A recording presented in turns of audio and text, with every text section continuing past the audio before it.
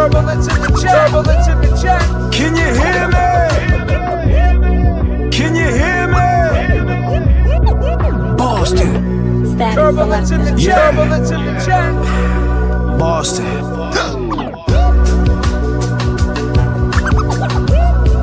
Can you hear me? 3, 2, 1, 0. Can you hear me? Static selector. Yeah. We're working too. Boston. Yeah, I mean, my man had to run across 3 Yeah.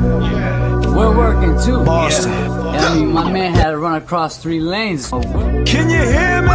Static selector. Yeah. Boston.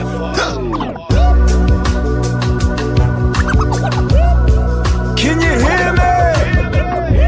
Turbulence in the chat. Can you hear me? Can you hear me? Boston. Static selector. Yeah. Static selector.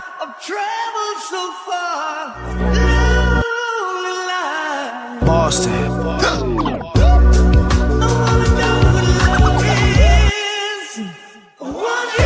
Can you hear me?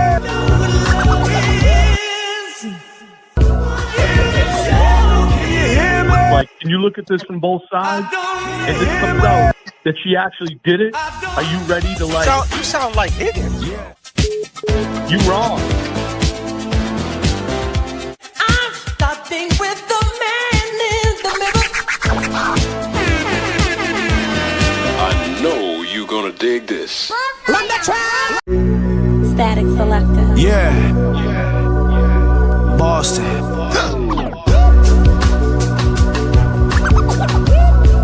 Can you hear me? Can you hear me? Boston. Static selector. Yeah. Boston.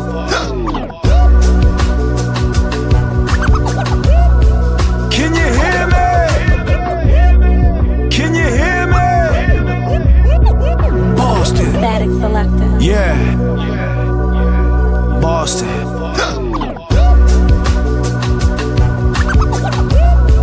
Can you hear me? Can you hear me? Boston. Can you hear me? Can you hear me? Boston. For the statements and the arraignments, and it's getting stranger and stranger. Lockdown Boston, we in danger, in danger. Pressure is cooking in The it. kitten. That was it. And what I seen to this day, I don't wish anyone to see what I saw. I went in about 4 or 5 hours after to get the kitty litter box and the kitten.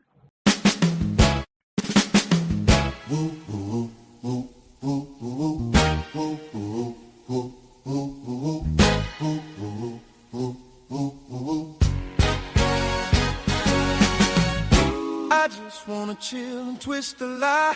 Catch stunts in my 745. You drive Mic check to the girls. How we doing out there?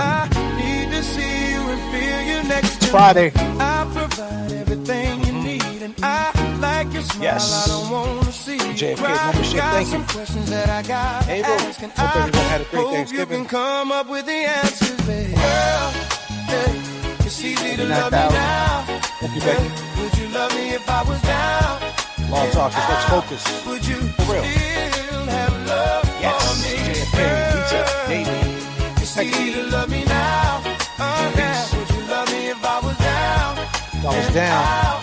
Would you still have love for me? If I fell off tomorrow, go. would Ready you for the still flight. love me? If I didn't smell so good, would you still hug me? If I got locked up and To a quarter century, would you to still a hit quarter me up? century, could I count on you to be there to support me mentally? If I went back to a hoop deep from a Benz, would you poof and disappear like some of my friends? If I was hit and I was hurt, would you be back? If I was hit and hurt, would you be by my side? If I was hit and hurt, would you be by my side? Leslie's ready for the flight. If you didn't know, I go by the name of J.F.K. How this thing goes is pretty easy. This is a message from the flight deck.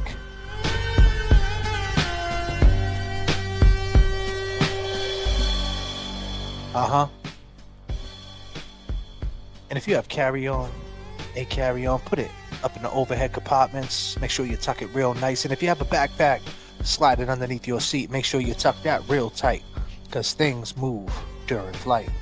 But before you do, take out your Cliff Bars, Hershey Kisses, vapes, nips, whatever your vice might be. Put your trays up, because I'm about to take you up to 39,000 feet. Remember, turbulence in the chat keeps the plane rocking. And we got goals in different area codes, so populate them and let's get the conversation moving.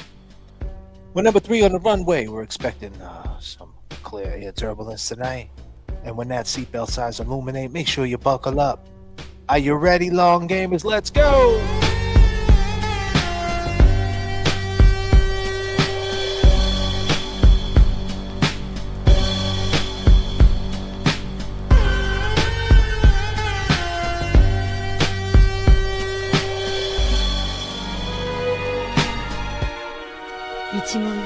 Static Selector. Yeah! We all reppin' for Boston, Mass. All green, everything. Brought up, we were bleeding green. You ain't got our history on we all reppin' for Boston, Mass.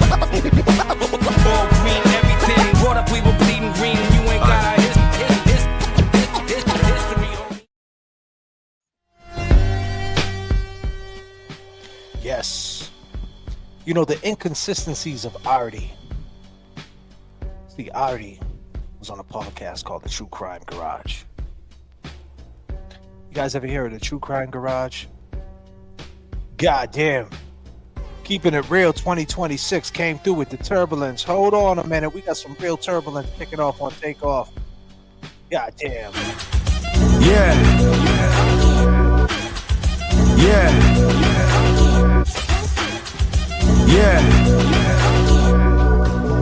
Turbulence in the chat. Turbulence in the chat.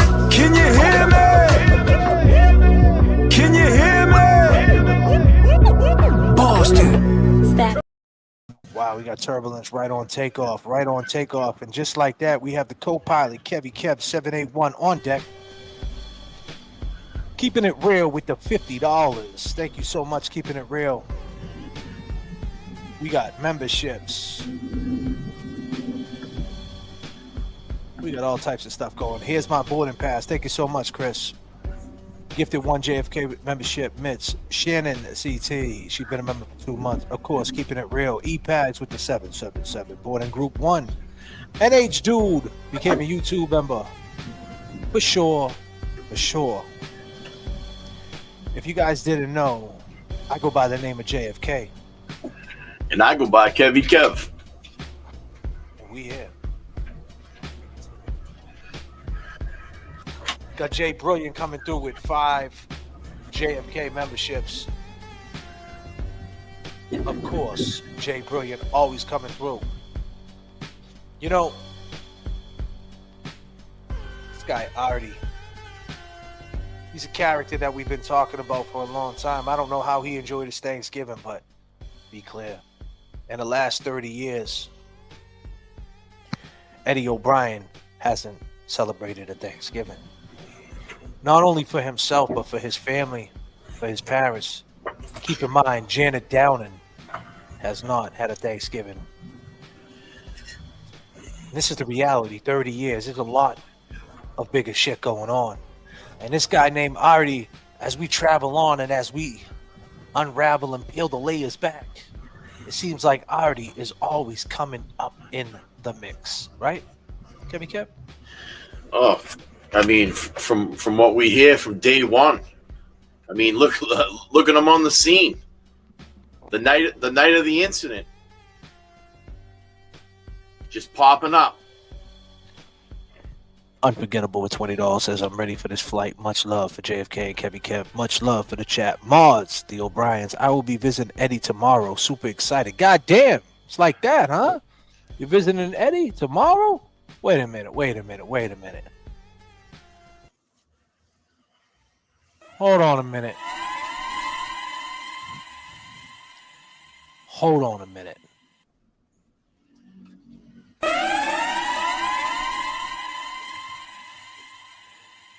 When'd you find this out? You You known about this?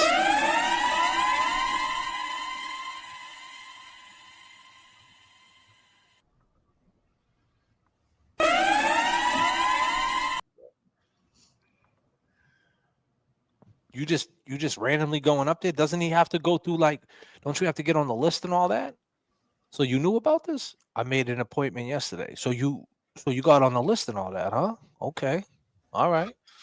Well, damn unforgettable, man. You must have forgot to tell us. God damn. Hold on a minute. Holy shit. God damn, Kevy Cam. Let's take him up to $39.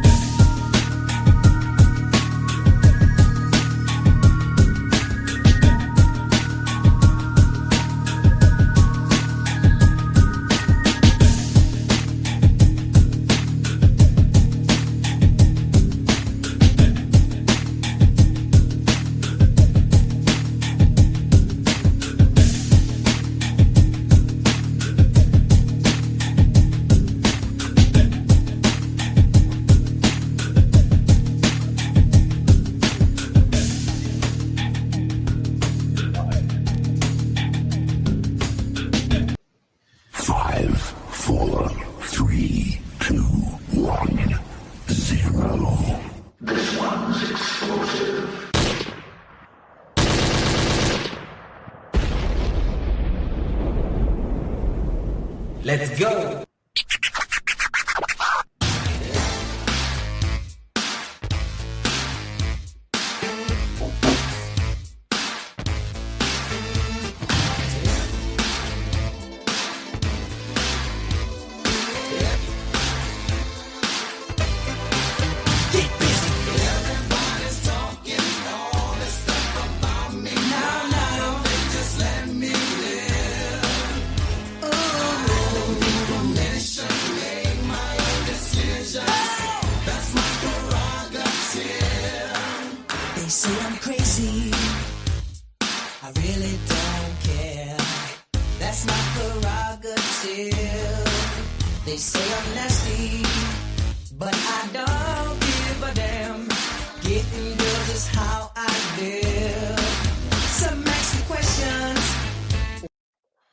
Talk about this cup of coffee right now? Can I tell you a story about this cup of coffee, Kevy Kev? Yeah, man. Tell me what happened, man. It's been a long day, right? It's been one of them days, right? Where your body hurts, everything hurts. You know, you ate good last night. You probably shouldn't have ate the 2 cookies, the cheesecake, the apple pie, the turkey, the 4 cheese macaroni, and whatever your vice might be. And then you get up, you know, and you're like, God damn, I feel like a total piece of shit.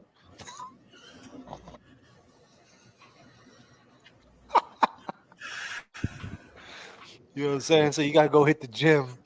You got to go work out a little harder, man. I'm going again. I'm going to the gym again after this. So I went to the gym this morning, man. Burned some calories, got about 700 calories out the door. Then I had to come home and do some daddy daycare services. But the whole day I had no coffee, Kevy Kev. Not 1 cup. Not 1 cup. No ghost energy. Nothing. Just Ugwa, man. Damn. God damn, son.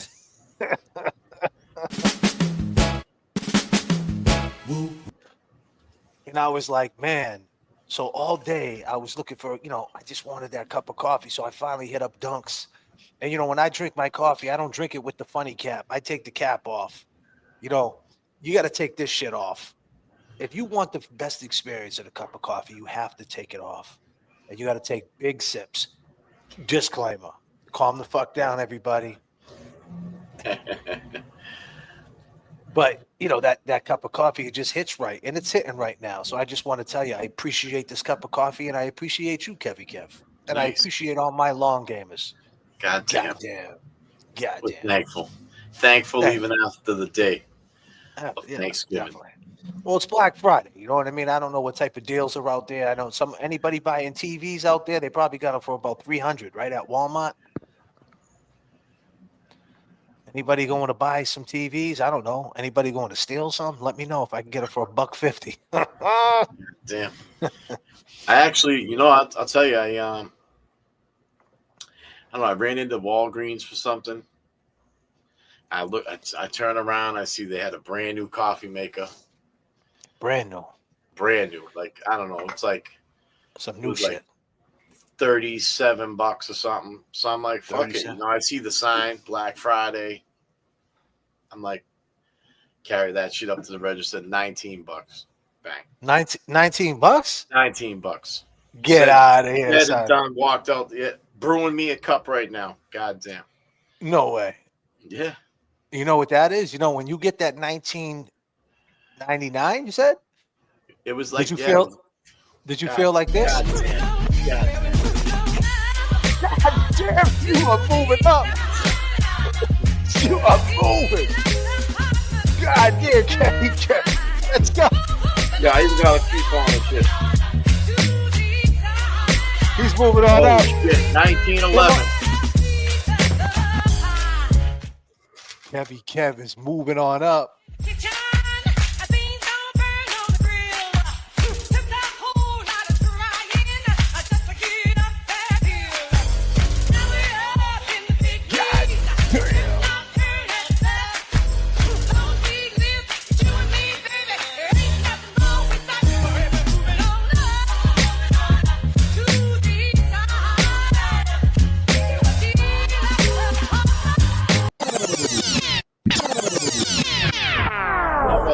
I wasn't bullshitting people.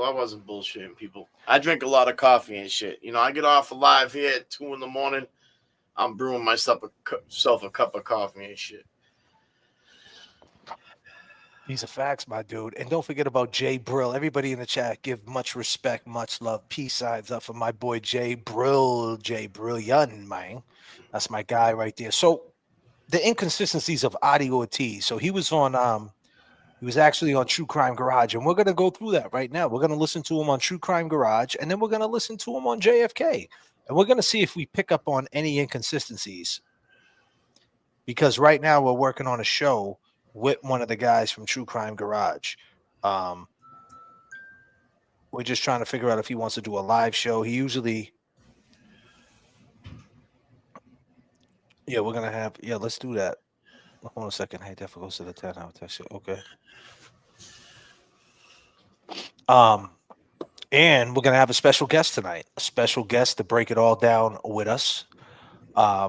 Hopefully this person jumps on. Familiar with the show. People know. And $20, everybody. I got this. We need you here, Kevy Kev. All love. That's what I'm saying. People earlier today, man, people were hitting me up and they were like, JFK lives in his car. And I was like, man, I'm living, my car's right there because I'm in the garage. My studio's here. My car's right here. The airplane, I'm in the airplane. I'm all fucked up. I'm in the trailer. I'm cold right now, guys. I'm cold. I'm freezing. If anybody wants to send me $20 for some, they got any, they got any heaters on sale over there at that Walmart? They do. Some space heaters? They do? Anybody can hook your boy up with some Cliff Bars and space heaters? God damn. Dude, I picked one up. I ain't gonna bullshit, man. Yeah. That was a Black Friday. Got a remote and everything, bro. Get out of here, son. Damn, Air King. You wrong. Nice you wrong. Air King, bro. You wrong. You wrong. Shit. Man, that shit's running right now.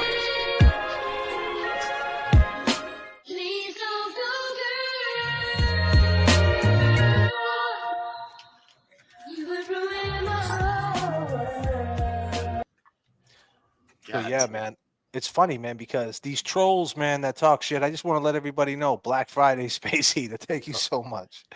Disclaimer too. Disclaimer. Yeah. I mean, you know what it is, man. Life artists. Let's stay on topic. Well, life artists, we are on topic.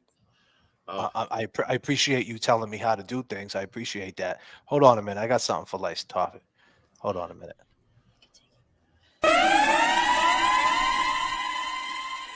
Life topic. Do you want a link so you can come up here and you can host the show?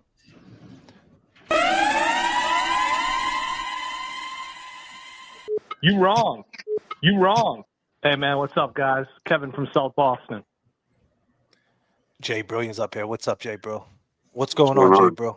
What up? What's What happening, up? brother? How we doing? Chilling, trying to freaking get people on the show. Yeah, man, we working too, bro. We working too. God damn. That's how we do it. Yeah, so it's all good, life artists. We're on topic. We're on topic for sure. We're definitely not getting off topic, but there is an elephant in the room, and we know there's all type of drama all up in there. And you know, this is part 22. We're not doing drama. The other part 22. This is the part 22 redo of part 22. If you didn't know, if you've been here, we had a part 22, but we put that elf on the shelf. You know what I'm saying, Jay Brill? So we definitely ain't moving in that direction. But I just want to say today, you know, of course, somehow or another, my name got thrown into shit. And it's always something, always something. You can't even go into anybody's chat and say hi. I just went in a chat and said Merry Christmas. And goddamn, man, they didn't like what I had to say. I mean, I'm public enemy number one. I mean, what the fuck did I do? Jesus Christ. Did I put anybody in jail? You know? It's not fair, JFK. Yeah, I mean, you can't go in anybody else's chat nowadays. And you know what? Just to be clear, I went inside the particular person's chat because if I'm going to talk on that subject, I'm going to talk about it in the chats that are talking about me because I don't want to curate that in this chat. Be clear. Like whatever's going on, I don't want it here. You know what I'm saying? Unless we do dedicate a show to that. And we could, you know, if we feel like it, right? Because that's our right. And believe me, when we come, we're going to come correct.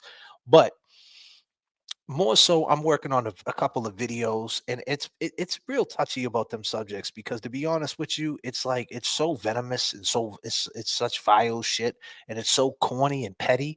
I just think with all the shit that's going on, maybe certain individuals just need to take a break. I took a break.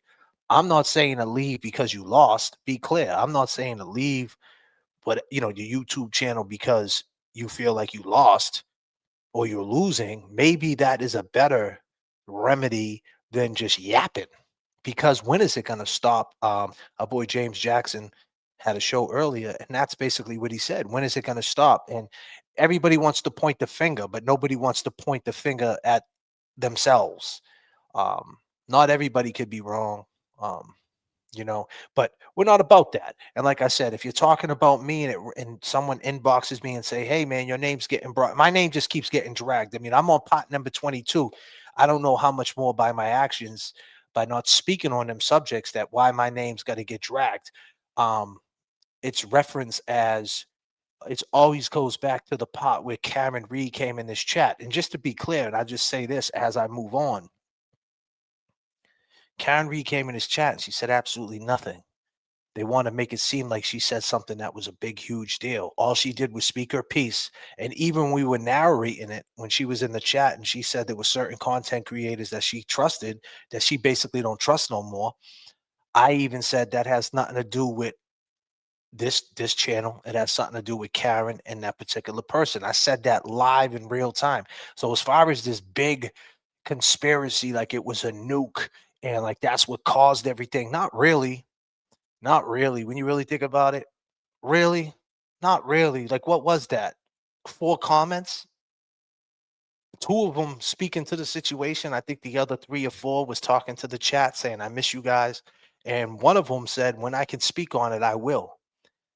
And now Karen's being dragged. I mean, think about it. Karen Reed is being dragged.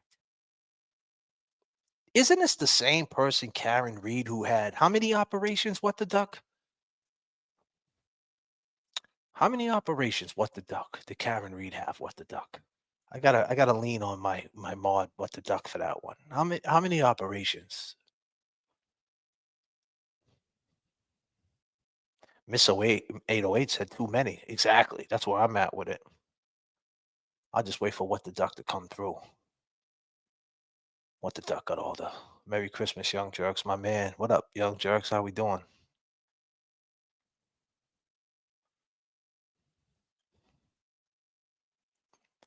Well, Bob Clerk says 10 in 1 year. Definitely over 10. Way too many. Renee, who's sitting in ICU right now, is saying way too many. So just think about that. Them You did say that they need to work it out themselves. You were only relaying the message, and it was her and Nick in the chat, not live talking. Exactly. A brain tumor, all that. And she got MS. So how do we know that she's not going through health issues? Right? Good How do we point. know that? How do we know she's not going through health issues? How do you guys know that? So you're saying all this to a person that might be going through some health issues, right? Because she has health issues. Like Renee, Man, Renee's in ICU. She got issues. Like she's the type, like unfortunately with her health, anytime her health can act up. Lynn Diaz, she's another person that comes into chat. She has health issues. Like at any given time, these people could have like, things could flare up, things could act up. God bless them. I mean, that's the mindset. And like I said, as far as this nuke that they're talking about, like she dropped this bomb, it wasn't really a bomb. People were saying, we don't know the facts. We don't know what is Karen saying. People were saying we heard it from JFK. We heard it from a koala. We heard it from a flipper. And I brought Karen to the table and she spoke her truth and said, I'll get back to you. And that wasn't good enough. And that's all it was. She had a platform to speak her message through. And it's like there was other platforms before me she chose, but they refused her. Be clear, there was other platforms she chose before my platform, and they refused her. Maybe if they wouldn't have refused her, right, then it would have went through them channels. And because obviously the B Hat, Kevy Kev, the way he smokes, James Jackson, he talks too slow. Obviously, we're in the scope. We're just easy targets. You know what I mean? We're not the same as them. Maybe we're too good looking. Maybe that's the problem. And it's funny. I said this earlier. The same people that hate us, right? The same people that hated us were the same people out in front of the Wilbur Theater. And I mean this with all due respect, but they were literally begging some of these people that I see in chat. Not everybody. My long gamers were there. Some of my long gamers were there, and I got no problem with taking a picture. But there was some of these people, like legit, grabbing my arm, touching me, feeling me up, begging, JFK, can I get a picture?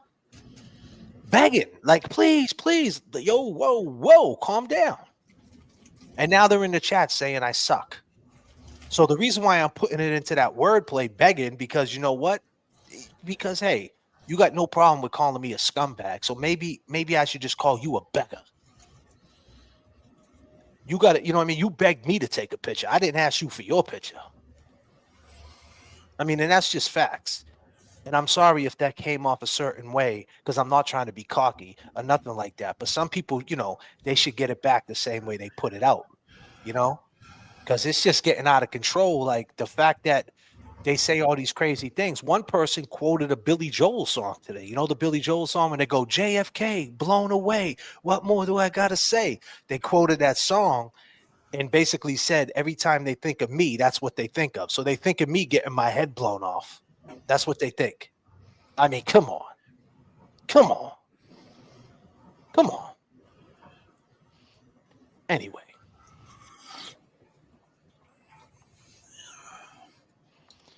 What the duck? Can't have you being cold. Thank you so much, girl. Well, of course, JFK. We are the long gamers from Michigan. I appreciate that. For a coffee maker and some long johns. Damn, God man. damn. $70. Holy shit. We got turbulence. Holy shit. Yeah.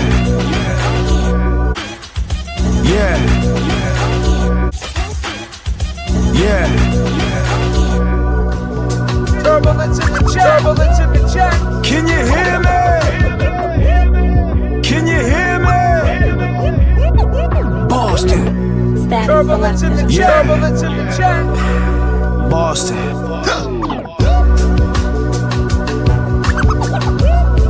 Can you hear me?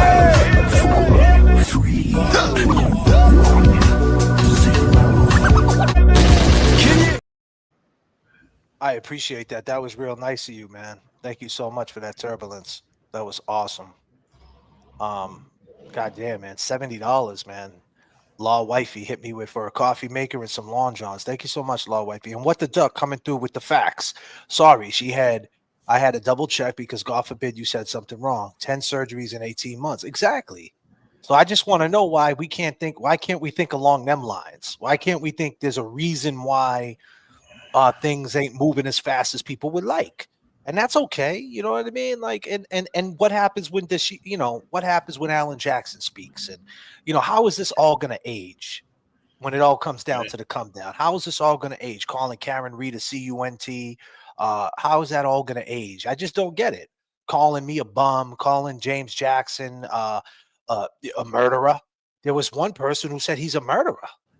I mean, how crazy is that? What That's the crazy. fuck? Right, Jay, bro? You heard that, right? Yeah, that's crazy. That's insane, bro. Yeah, it is. It's not fair. You know what I'm saying? It's not fair.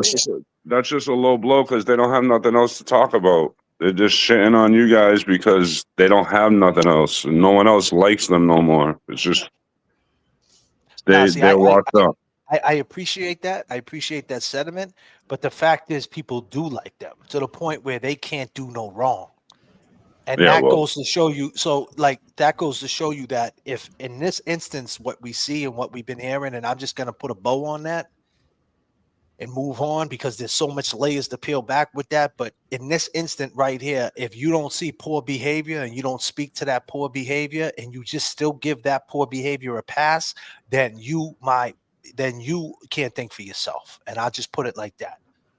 At this point, if you don't see poor behavior, then whoever's supporting that, you can't think for yourself, and you need to do a checkup from the neck up. And that's my advice, and that's my opinion. God bless you. Merry Christmas. Yeah. But back to Artie, man. Speaking with their forked tongue, for real. Yeah, it is what it is. This is part 22. So let's get back to business. We're 32 minutes in, and I'm glad we only probably put about 5 to 6 minutes towards that subject, and I don't care about that subject. I'm just sick of my name being dragged through it, and that's it. Leave me the fuck out of it. Fight with each other. Go in the octagon. I don't know. Show up tomorrow at Survivor Series. Whatever you need to do. Just leave me the fuck alone. That's all I ask. Leave Kev alone and leave James Jackson alone. Yeah. Leave me the fuck alone, bro. We're doing our own thing over here. Leave me the fuck alone, bro. Say that shit one more time. Man. God damn, Kev.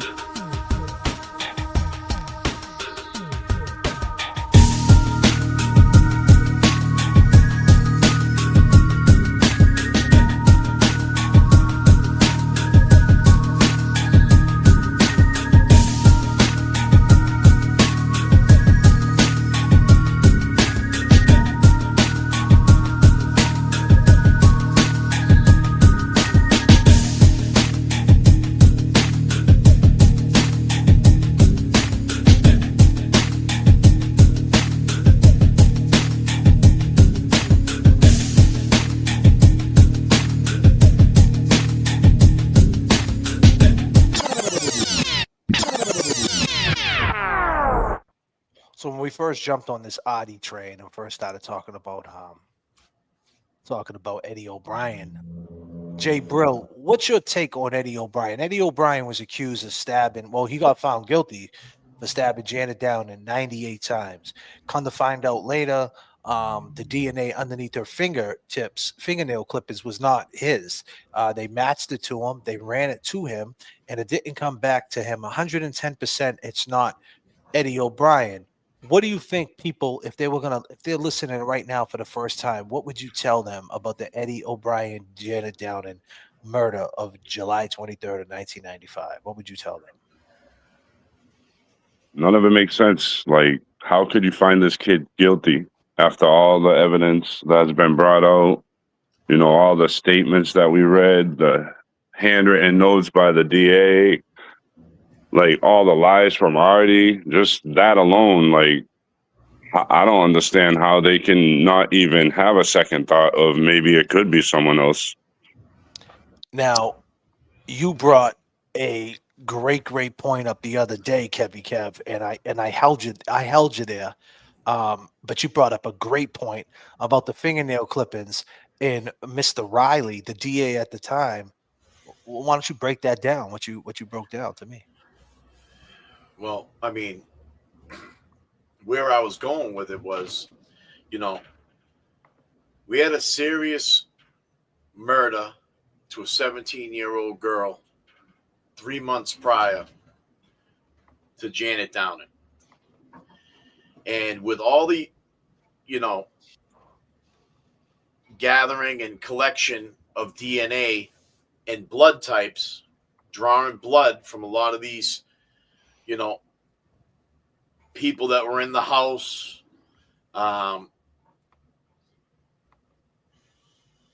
Eddie, Artie, Ryan, Paul Sr.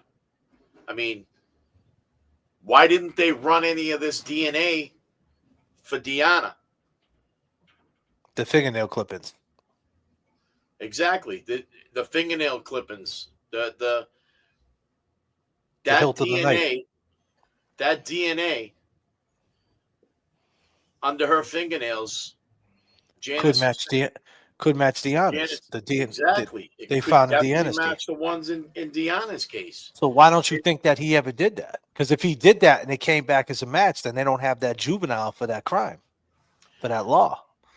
Exactly. But on the other note that really draws suspicion to me is why did this DA try to distance Artie from this fucking investigation?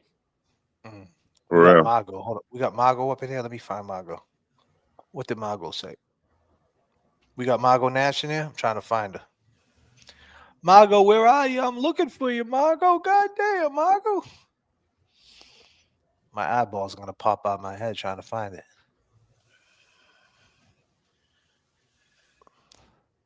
She said she wonders why the Downings are letting Artie be the spokesperson. Oh, thank you. Thank you so much. We got Margot Nash. Margot Nash. Okay, I said that wrong. We got Margot Nash. There she is. Margot Nash is in the chat. I need everybody. I mean everybody. Stop what you're doing. One more time. I need y'all to put the peace signs up for Margot Nash. Peace signs up for the fabulous Margot Nash. Let's go. One more.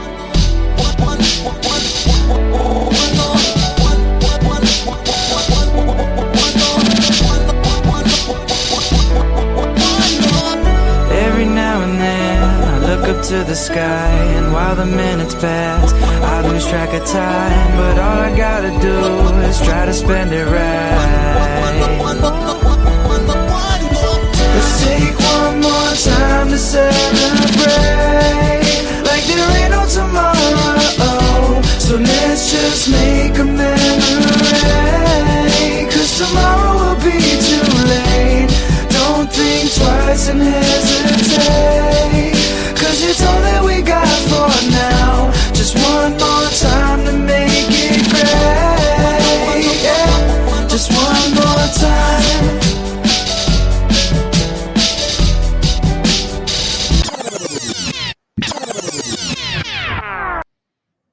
Margot Nash, ladies and gentlemen, and Natalie, if you'd be so kind, or What the Duck, whoever's in here right now, if you could throw the link.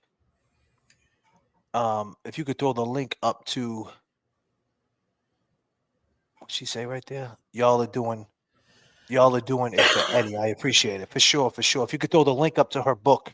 If people really want to get familiar with this case, and you really want to get familiar with this case, and you want something to read, that's a good read, whatever side you're on, whatever you believe, whatever you're trying to believe, what you're trying to figure out, you got to get this book. This book is going to break it all down. Margot Nash been working on this. She's been involved from day one. She basically did the bid with Eddie. He's 30 years in, and so is Margot. Right, Kev? That's right.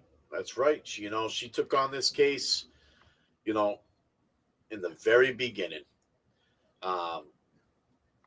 She took a big responsibility in becoming, more or less a spokesperson for, Artie, not Eddie and his family themselves, It's just, she's been a big part of this. If anybody knows the case, If anybody's studied the case, if anybody's been over this case over and over, it's Margot. Law Talkers, good night, girl. Appreciate you, Law Talkers. Good night, Long Game, and stay focused on the good. We will, and hopefully I catch you on the replay, girl. Peace and love.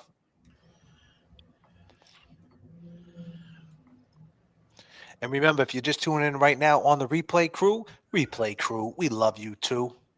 For sure. And let's do a quick roll call real quick. I go by the name of J.F.K. And I go by Kevy Kev. And I go by Jason Berlon. And we are here to entertain, and we are here to break down the case for sure. So we had we first started with the True Crime Garage when they had Artie on. So let's go to that, and let's hear what Artie had to say to True Crime Garage, and let's see if we could find any inconsistencies, fellas. This should be fun. I'm sure we're gonna find some. I am sure of it. You know what I mean? Almost definitely. Sure. There's no way this guy is consistent. His story changes up. Arrive at the scene. When I first drove up, I saw yellow tape. And like I told you before, growing up in Boston, knowing what yellow tape means, there's been a crime committed. This is in my head before I even get out of the cab. So I immediately jump out of the cab. I made an attempt to run into the house. Wait a minute. The police stopped me and said, no, you can't go in there. Did he say he did that on us? No, he didn't. He didn't say that, did he? God damn. Okay, so I backed off and I says, well, where's my family members? What's going on? And the officer, I don't remember his name, black or white, I don't know. Black or white, you don't He know? told me that Ryan is over there in the police cruiser. I went over there and I tried to speak to him. I'm like, Ryan, what happened? What's going on, buddy? He couldn't talk. Sounds so fake. He just had that look of terror in his face. Well, as you're pulling up, you don't know if something happened to your sister-in-law or if something happened to one of her kids. Correct. So after he's not able to tell you what's going on, what did you do next? I walked over to Gina Mahoney's porch because that's who I knew. How did you know her? Just from living there for a couple years? No, I kind of knew of her because I knew her daughters from outside of the neighborhood before I even moved here. So I went over to them. And I looked, I said, what happened? Wait. He knew his daughter. Let's talk to that. He said he knew of her daughters outside of that neighborhood. And outside of that neighborhood, down the street at Star Market where she worked at, there was another girl, Deanna Kremen, that were friends with who, Jay Brilliant? Danny Mahoney. Danny Mahoney. I need whoever's watching this right now, if we have, I think her name is Sandy. Is her name Sandy? I don't want to say her name wrong. If she's in here right now. She's friends with the Kremen family. Damn, man, I hope I didn't get her name wrong. Is it Sandy? I'm going through my... No, Shannon. Sorry, Shannon. Shannon, if you're in here right now, Shannon, you know who you are. If you're not here and you're on the replay, you need to talk to... She's in here. Is she in here? Yep. So Deanna Kremen's mom, you already put her onto the show. This particular episode right here, I want you to, if you can, tell her to watch this one because we're going to pick the inconsistencies in a possible someone that she might not have. No, that's not Shannon Loves CT's not her. It's another Shannon that's from Somerville, a young lady. But if she's watching on the replay or whatever, this is the one we want the Kremens to take a look at for sure. Peace for the Kremens fam. We don't know. Maybe her mother is watching because her mother did say she's going to stop watching the show. These are words from Gina Mahoney's mouth. They just took Janet out. What do you mean? They took her out in an ambulance. I later learned the reason for that was that she had a faint pulse. Yo, I just want to stop right quick. I don't know about you guys, but listening to this after what we know about this dude, this shit sounds crazy suspect. Sounds creepy. This is what made me reach out to him. This shit don't even, this shit's, because keep in mind, ladies and gentlemen, this was in 2017. So this is right after he found out that, so back in 2013, the law changed for juveniles in Massachusetts, and Eddie O'Brien could see parole. I think he turned it down in 2014. He probably turned it down in 2015. He waived it 2016. 2017 comes. Here he comes. I don't know if he got word that he's going to have an appeal in, and he was going to end up seeing the board or whatever, how it was going to go. But he tried to get ahead of it and jumped on True Crime Garage, which is a big podcast. A lot of people listen to these guys. And this shit sounds, he was very composed, but it sounds so shaky compared to the way he acted with us on it after the parole hearing. Because keep in mind, this is before a parole hearing. After that parole hearing, hearing Eddie speak, I feel like it put him in a different mindset where, you know, things were closing in on him a little bit, which in this space right here, he was more composed and more like trying to spread a narrative because Eddie still hasn't really, you know, had a platform to speak to. You get what I'm trying to say, Kev? Yep. It sounds kind of bugged out. And sadly, she didn't make it. How long do you think you spoke with her? Off and on through the night. She even let me use her phone to call my wife at the hospital. I called my wife at the hospital. I said, honey, what's going on? And she told me, Janet's gone. How long do you think the police and EMTs were there that night? I don't know how long they were there before I got there, but for the time I was there, the police were there throughout the night because they have to secure it for a warrant to search the house. Yeah, you're right. That's just common knowledge. Okay, Artie. I can't give you a time frame on when the fire department left. I do remember them still being there, but there was no ambulance there when I got there. And at some point in this evening, one of the reasons people point the finger towards you is that you lost your car keys. At some point from the moment I got there, I lost my car keys. Let me specify. I lost a car key, not keys, with a little dog tag and ring on it. So what you're saying is you had your keys, but you had a single key that you would use to drive your car, your taxi car. Did you drive the same car every day? No, they gave us different ones every night. Unless they thought you were a good driver, they would give you a newer cab every night. But no, I remember specifically that night I was driving cab number 42. So when do you think you lost this taxi car key? Correct, and I don't know when that was. Did you ever find the key? I did not. And the neighbor also reported that your taxi car was towed that night, correct? Yes, it was. So did your work end up having to make a replacement, or did they have a replacement key for that cab? Yeah, they have a replacement key on hand, and they also have a key making machine there for when they get other cabs. Since we're on the topic of the key, it's reported in the book and by Gina Mahoney that the police found the key and gave it back to me. That is a complete false statement. I wish the police would have just went to your work because, one, they could have saw the record log, your work log, which would have established some kind of alibi, which then when a book came out or when people were digging for information, police could have said, well, we talked with Artie's employers and he had an alibi for that time during the murder.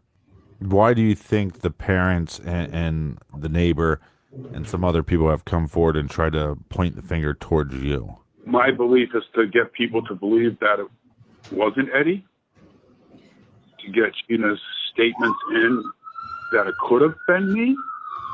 For 25 years of these false accusations, no, man, I'm just tired. I'm tired about it. You know, it's taken a lot out of me. Do you remember what you were wearing that night? I can tell you it was a pair of shorts and a shirt. That's about it.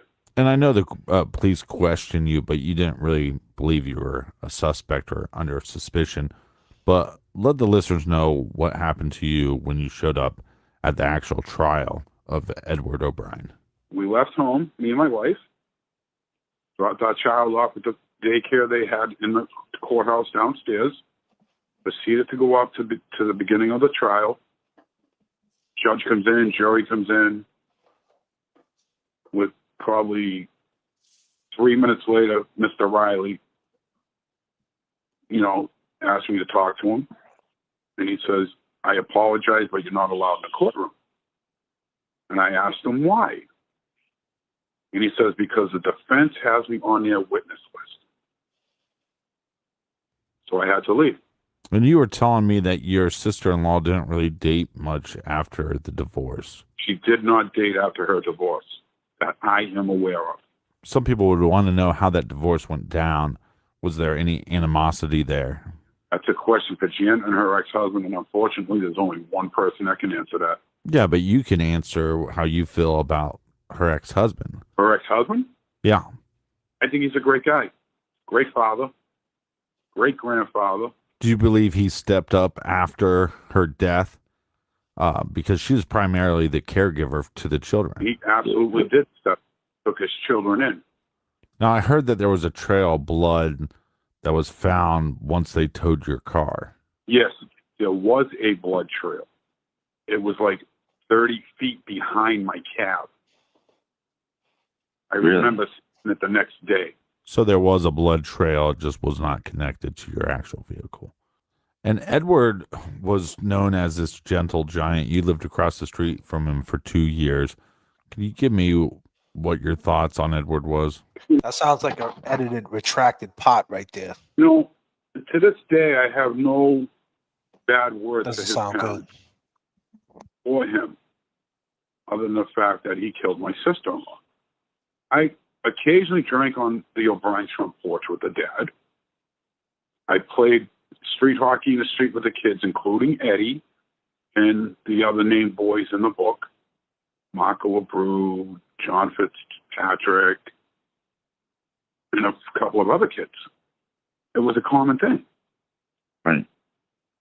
I enjoyed playing with kids because I've had kids of my own, and I still do, obviously. Right. We used to have snowball fights. I'd be at my house, Eddie would be standing on his porch, and I'd toss one over, and he duck out of the way. Did you think he was a good kid? From what I knew of him at the time, I thought he was. You said something pretty interesting to me, and I think a lot of listeners and a lot of people that dove into this case deeper have not picked up on is not only has Edward's story changed on what happened, but go through the events of what he claims happened inside the house. Well, there's a bit of a long pathway up to the foyer door. There's a foyer when you enter, approximately, I'd say 4x4, if I remember correctly. And immediately was the house door. You want to stop? Kevin. You want to stop it there for a second and drag it back? Go ahead, talk about it. Well, when he started to talk about how he went over to Gina's house, he states that that she let him use the phone.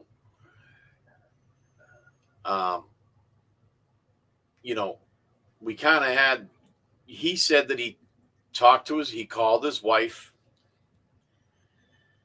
and he said to her, "Hey, honey, what's going on?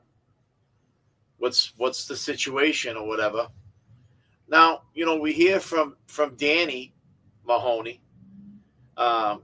She was Gina's daughter. She had said that they, kind of hooked up. Gonna go upstairs, 3rd floor. She said he asked to use the phone.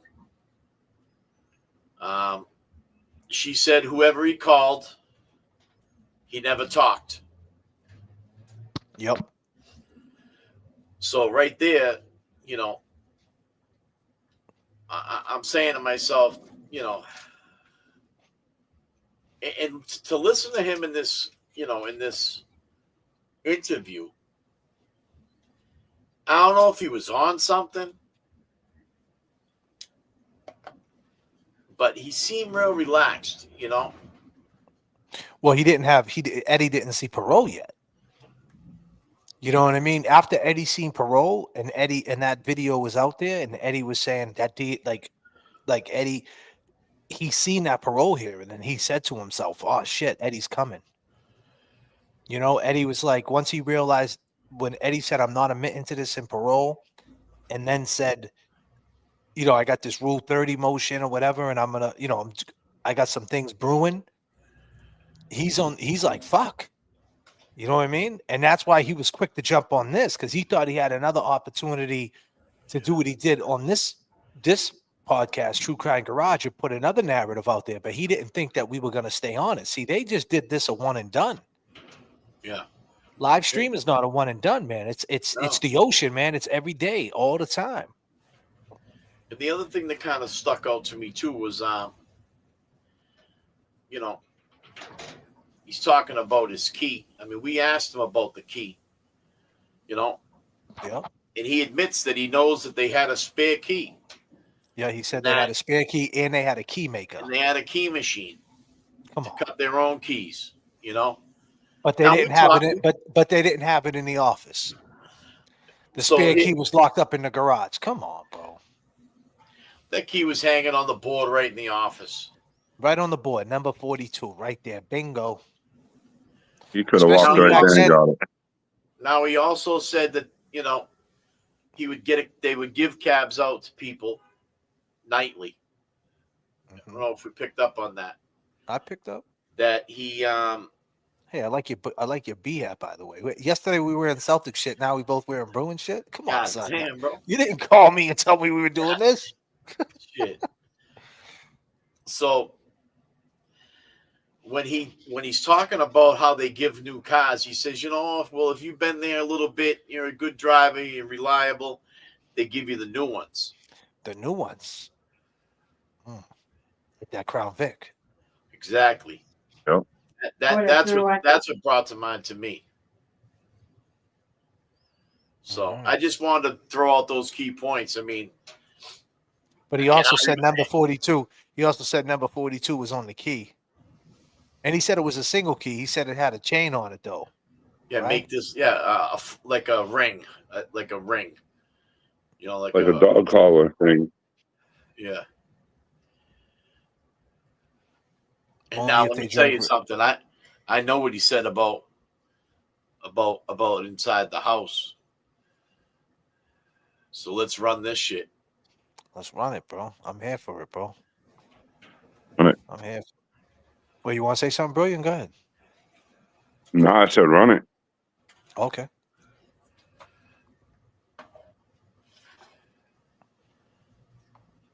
To go into the house. He claims the door was open. He went in. This is in the book. He went in, leaned over, and said, "Janet, Janet." And then out of nowhere comes this. You notice he said that again. He said that in one of our things too. This is in the book. He makes sure he says this is in the book because he did. Like it seems like he's telling what happened. This is in the book. Like, why would you have to throw that in there? So that we can't say he knew what happened. He got it from. He's saying he got the information from the book. If you did absolutely nothing, would that be on your mind to say that though? Hell no. Fuck. Right? No, I don't think so. He's doubling so-called killer. That's a sign of guilt, as said in book. In book, look at this. So-called killer. Nylon immediately to 4-year. When you enter approximately, I'd say 4x4, if I remember correctly, and immediately was the house door to go into the house. He claims the door was open. He went in. This is in the book. It's in the book. He went in, leaned over, and said, "Janet, Janet." And then out of nowhere comes this so-called killer. So-called nylon killer. Mask, as said in book. As said in book. This is nylon mask.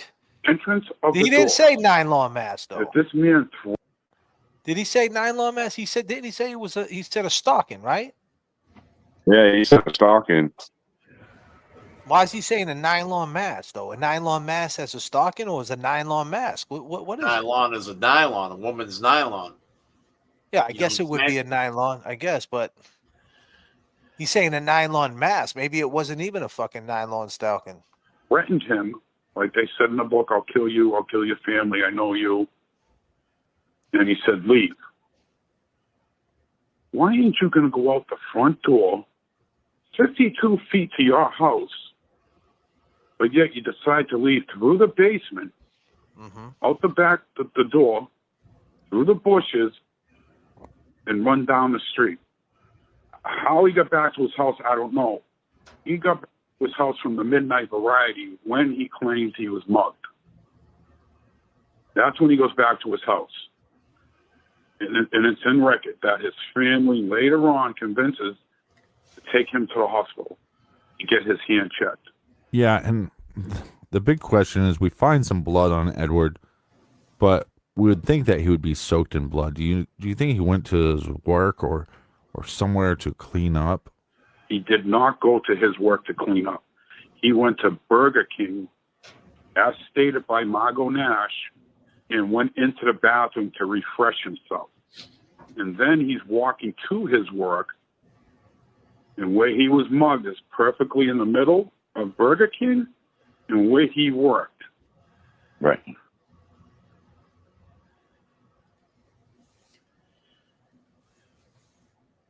You're muted. You're muted up. Let's stop right there for a second. The police might not say this, right? And I don't think they ever said this in any report because I never read it, right?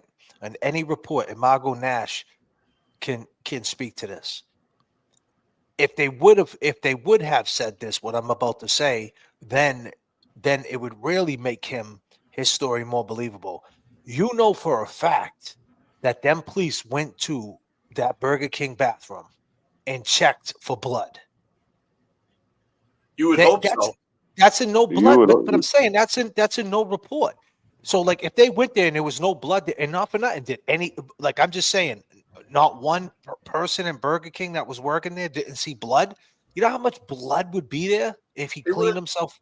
They would have been soaked with blood. They would have emptied the trash barrels. They would have grabbed the bag out of the trash and shit in the bathroom. They would have done all that shit. That's what I'm saying. The first thing they would have did is said, okay, he went to Burger King and cleaned up. Let's go there and get the blood over there, and he's done. He's over.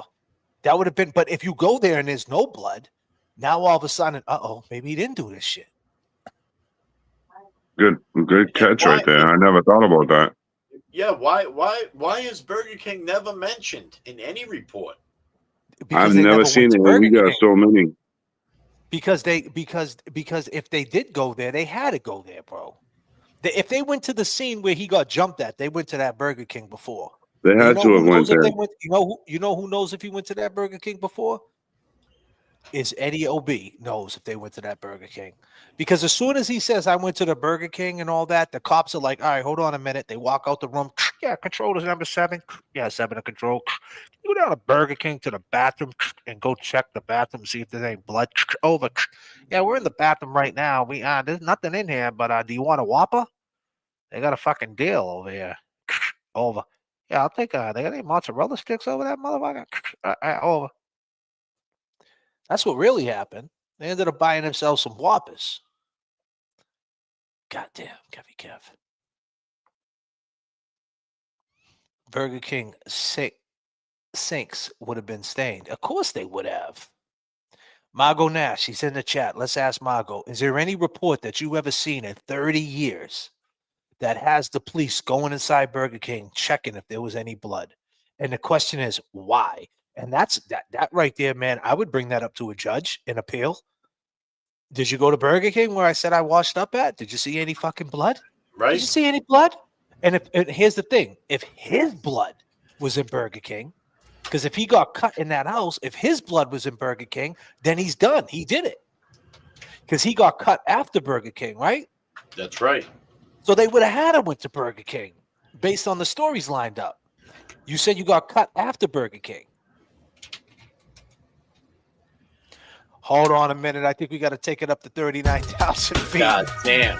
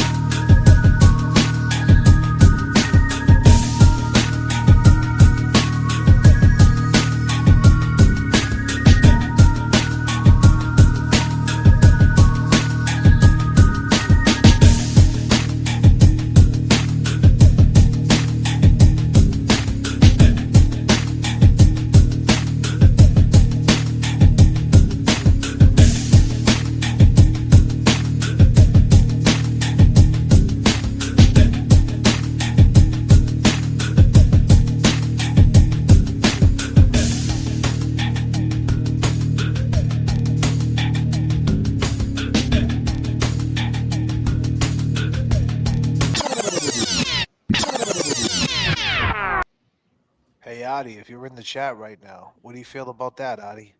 Well, goddamn, thank you, Becky G, for the 5. God damn. Shame, Eddie. He did not do this and spent 30 years. Is unbelievable. I mean, it's crazy. Well, we're gonna find out a lot about Eddie tomorrow because a friend of the show, Unforgettable, is going to visit him tomorrow. Goddamn, Unforgettable! You're gonna make him forget everything. Make sure Unforgettable. Unforgettable. Be nice, all right? Be nice to Ed, all right? Don't spray too much perfume. You might get the poor guy going fucking crazy. Tell him that JFK and Kevy Kev, man, are working this shit. God damn. And ask him about that Burger King. I'm curious. Eddie loves Latinas. Oh, god damn. Miss 808. God damn, girl. Oh, shit. Tato.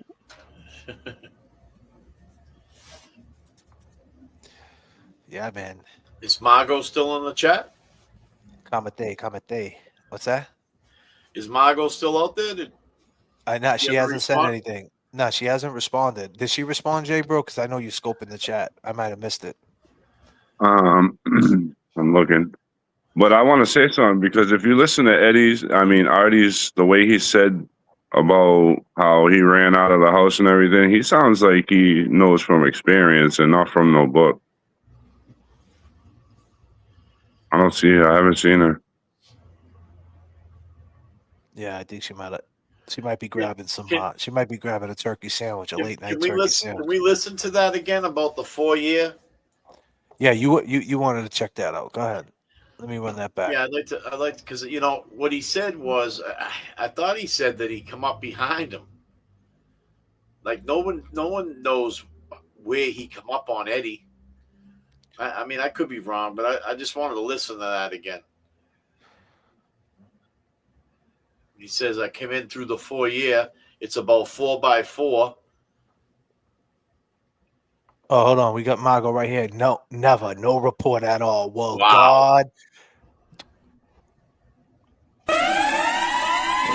Wow. You might have to jump on camera and throw up a disclaimer for this one, Jake, bro. God damn. Thank you, brother. Man. Holy shit. Bro. They never went to Burger King, bro. That's the whole case. I went to Burger King, and when you walk in the door, bang, right there on the left-hand side is a little cubby hole with the bathrooms. Like that's the whole story. If he walked from that, you could go in there and not be seen by anybody in that store. Go ahead. As a matter of fact, I got you on that Burger King, right? Yeah. Let me see that. Let me pull that up. Let's check out that Burger King. Let's take a walk with Let's take this walk. I think it's right here. I think it's this one. So good of Eddie. This is the Burger King right here. You want to talk about it? Yeah. Now, pause it right there. Now, right behind me. If I was to turn around and look up that street on the left-hand side, there's a little bar. There was probably a couple of bars as you walk down that street before Burger King. I mean, it was like, how do I say it? There was more storefronts than anything, It wasn't like more residential or anything like that. It was more, businesses. Yeah. Commercial shit. Yeah, brownstone. You know what I'm saying? With storefronts. All right. You want me to keep going? Yeah, go ahead. Hit play. Goddamn, sorry. Nah, man. Go ahead, man. Show too. Hold on. Go ahead. Talk to the people. Tell me when you want to start. Yeah. So you said no one can see you. He could just go in here and no one would even see him.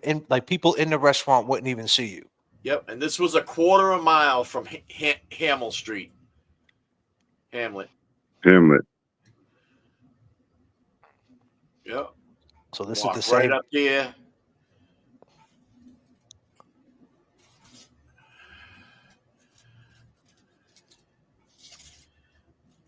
Goddamn, walk right in the front door. Bingo. There would have been blood leaking all the way there if he was cut. Or if he was covered. If he was covered, 100%. You walk in, bang. Bang. He's right in the There's bathroom. bathrooms. And obviously, back then, you didn't have to have no code. There would have been blood everywhere. There would have been blood everywhere, and they never went inside this damn Burger King. Wow, real cops would have taken the sink traps to test for DNA. Goddamn, Norman Corey. Absolutely.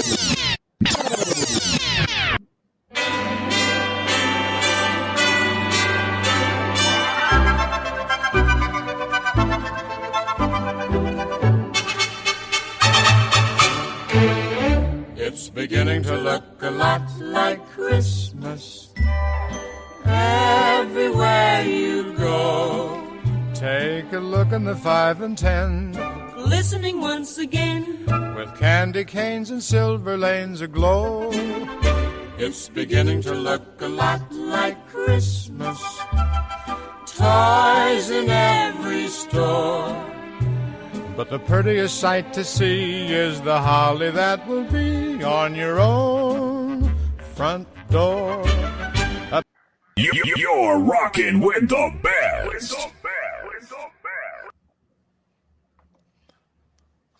Thank you, Norman Corey. Norman Corey's right, too. Norman Corey's absolutely right. He says that they would have took the sinks.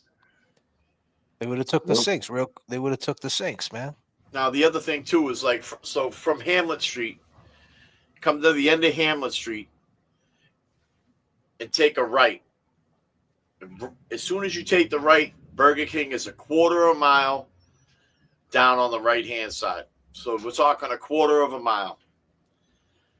Probably, in my eyes, unless he was running, I'd say maybe a 3-minute walk. I'd say the same thing. I've been there. So, I mean, if he was running, I mean, a big dude like that, I mean, I don't know. He's young. You know what I'm saying? Got some good lungs and shit. I mean, he's and scared. Scared. You'd be surprised what you could do when you're scared. I was going to say, you know how it was when you were scared running when you were younger. Hell yeah, you got the dips there, kid. You can move. Let's hear what this clown got to say, Artie.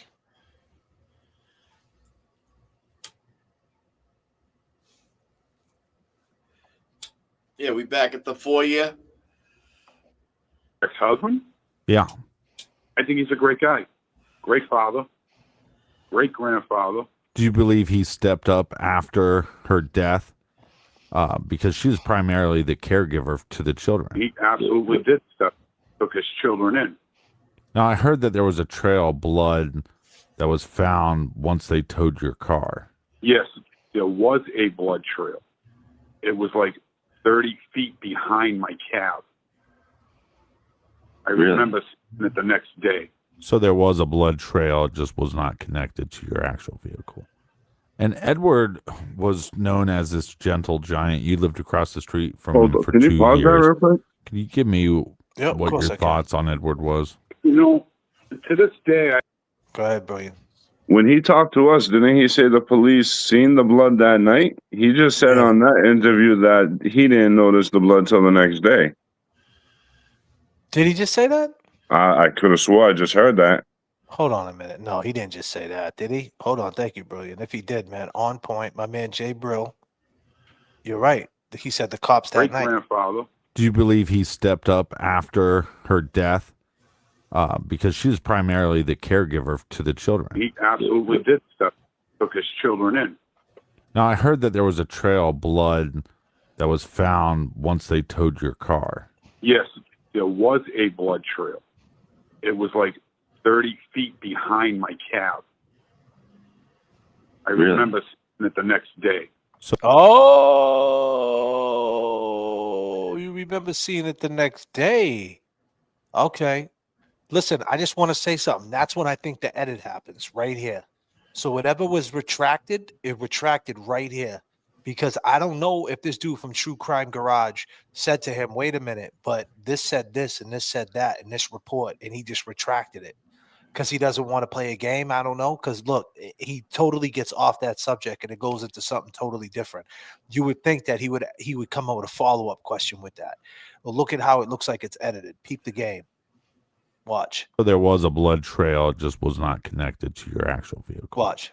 And Edward See? was known as this gentle giant. Yeah, you didn't Edward get an was answer. Yeah, there was no answer. It was not connected to your vehicle. Thank you. There was no answer. And Edward was known as a gentle giant. I don't know if that was an edit or not, or he just kept flowing with it. But I mean, you would think that would be a huge, because we didn't, when we interviewed him, we stayed on that. We were like, what? Right. Wait. And I mentioned that to him. I said the True Crime Garage didn't really stick with that. Now let's get into that. And that's where we tripped him up. So he said the next day he's seen it, but he told us. And in the reports, Margot Nash, did he say the cops seen it that night too? Yeah, he's lying, bro. These lies are very. You lived across the street from him for 2 years. Very important. Can you give me what your thoughts on Edward was? You know, to this day, I have no bad words for his parents or him, other than the fact that he killed my sister-in-law. Other than the fact that he killed your occasionally sister, drank on the O'Brien's front porch. you with got a his lot dad. of bad words about him. I played street hockey in the street with the kids, including Eddie and the other named boys in the book, Marco Abreu, John Fitzpatrick, and a couple of other kids. It was a common thing. Right. I enjoyed playing with kids because I've had kids of my own, and I still do, obviously. Right. You know, we used to have snowball fights. I'd be at my house, Eddie would be standing on his porch, and I'd toss one over, and he duck out of the way.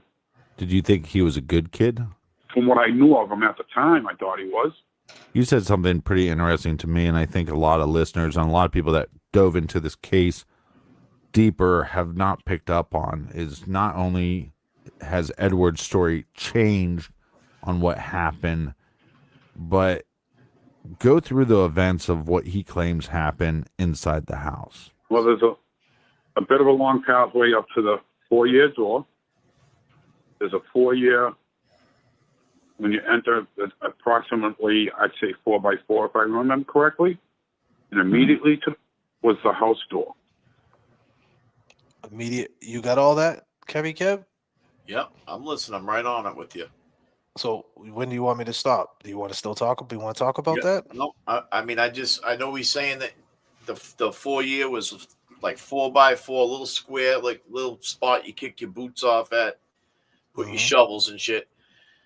But I want to talk about when he kneels down and he talks about the mask. Like, I thought I heard him say that if he was to come up behind him, he must have come in the door behind him. You know what I'm saying?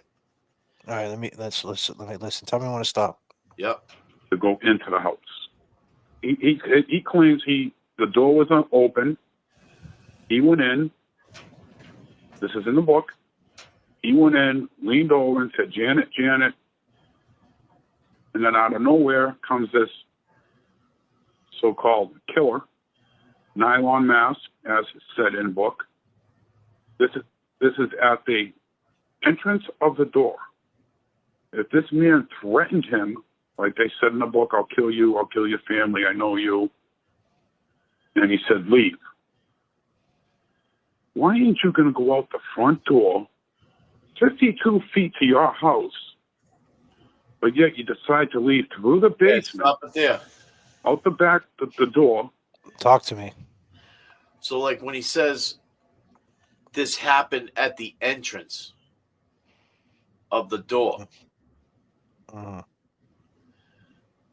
you know, it's almost like somebody did this and left and realized somebody went back in.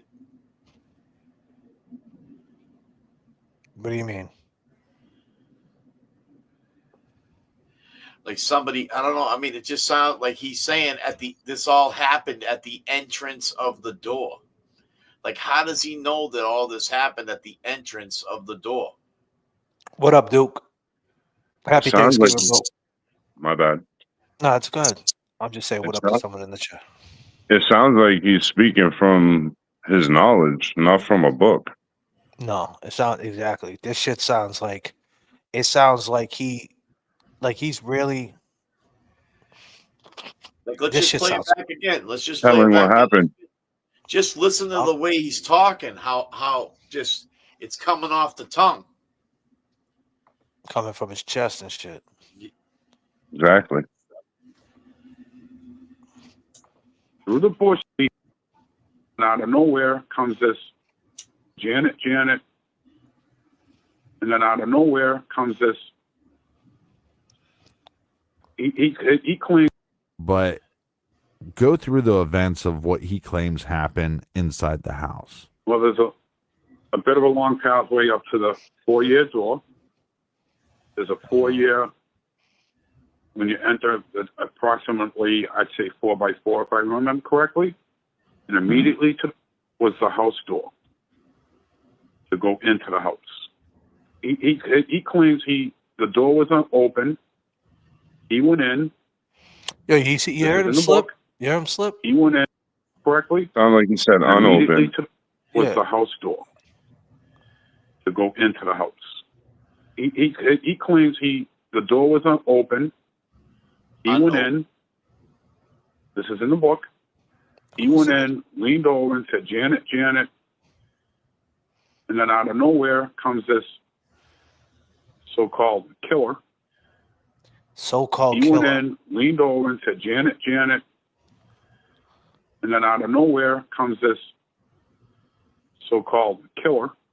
It sounds like he's talking about himself, dude. This so-called killer. Does. Like this so-called killer. Like, I'm not no killer. Like, I killed Janet, but I'm not a killer. Like, she had it coming. Like, this so-called killer. What do you mean, this so-called killer? You mean the killer, not this so-called killer. You're like you're talking about yourself in like a third party type thing, man. Like this so-called killer. No, he's saying he's seen the killer. That's what happened to Janet. She got killed. It seems like he doesn't even want to think that he killed Janet. Like, you know what I'm trying to say? It's weird, man. Am I making sense? Yeah. Absolutely. Nylon mask, as said in book. Janet, Janet. And then out of nowhere comes this so-called killer. Oh, you said that so fucking crazy. In, leaned over and said, "Janet, Janet." And then out of nowhere comes Janet. Like dude, it does not sound like it's coming like Janet. Like the way he's describing it sounds like he was right there. I'm saying.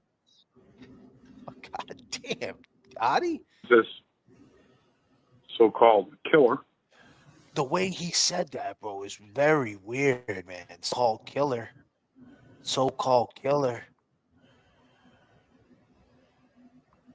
Nylon mask, as said in book. Of course. This is at the entrance of the door. If this man threatened him, if this man threatened him.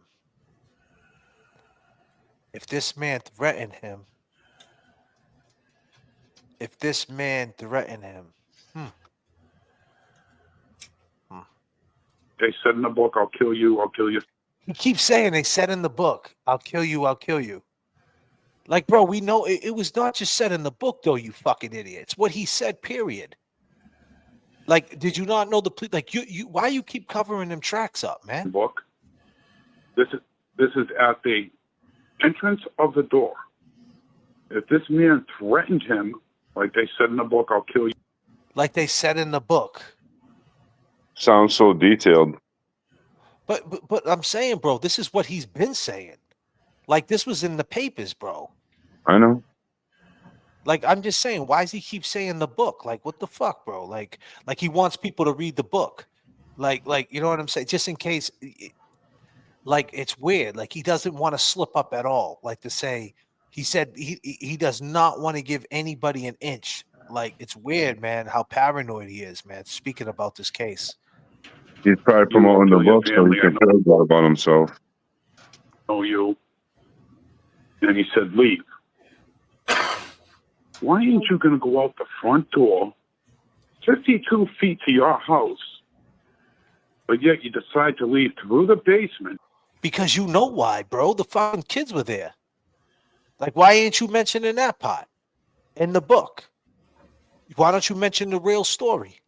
Margot just texted me saying that she just said it in the chat, but the killer told him to close the door. The killer told him to close the door. Exactly.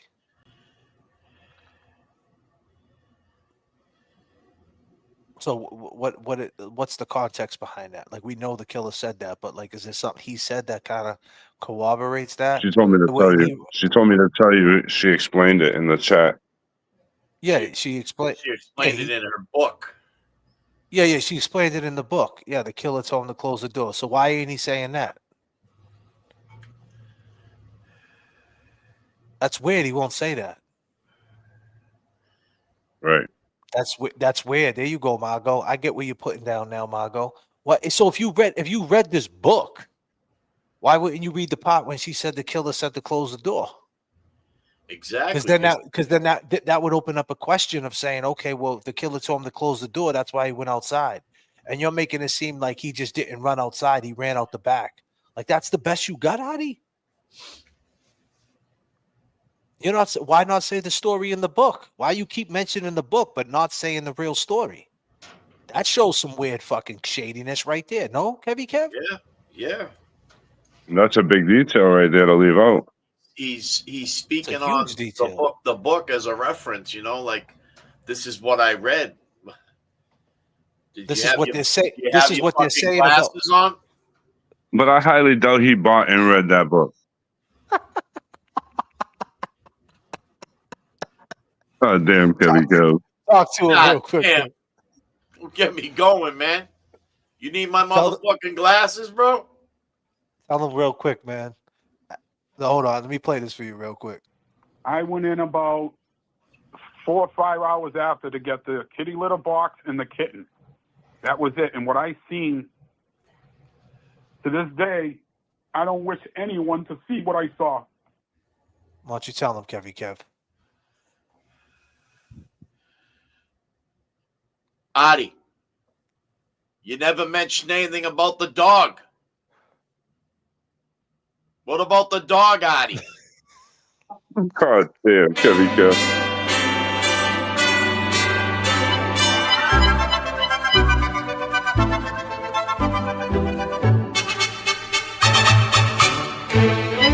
It's beginning to look a lot like Christmas everywhere you go. Take a look in the 5 and 10, Listening once again. with candy canes and silver lanes aglow. It's beginning to look a lot like Christmas.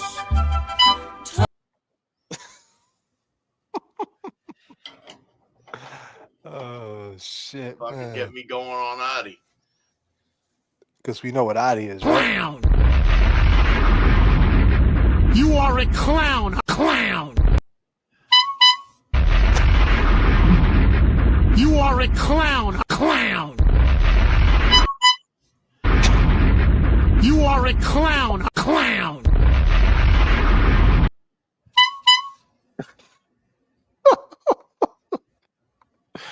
God damn.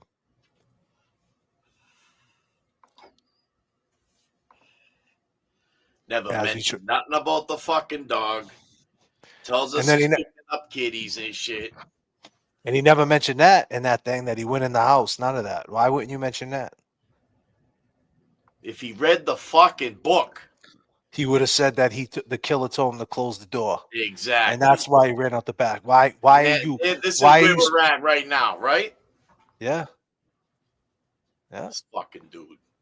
Out the back, the door, through the bushes. Wait. He slipped up. What did he say? He said the door. He ran out the back door. Street, through the basement, out the back, the door, through the bushes. He said out the back, the door. And run down the street. How he got back to his house, I don't know. He got back to his house from the midnight variety when he claims he was mugged. Yeah, the kids were knocking on the door. That's when he got back to his house. It's in the book. And it's in record that his family later on convinces to take him to the hospital to get his hand checked. Yeah, and the big question is we find some blood on Edward, but we would think that he would be soaked in blood. Do you think he went to his work or somewhere to clean up?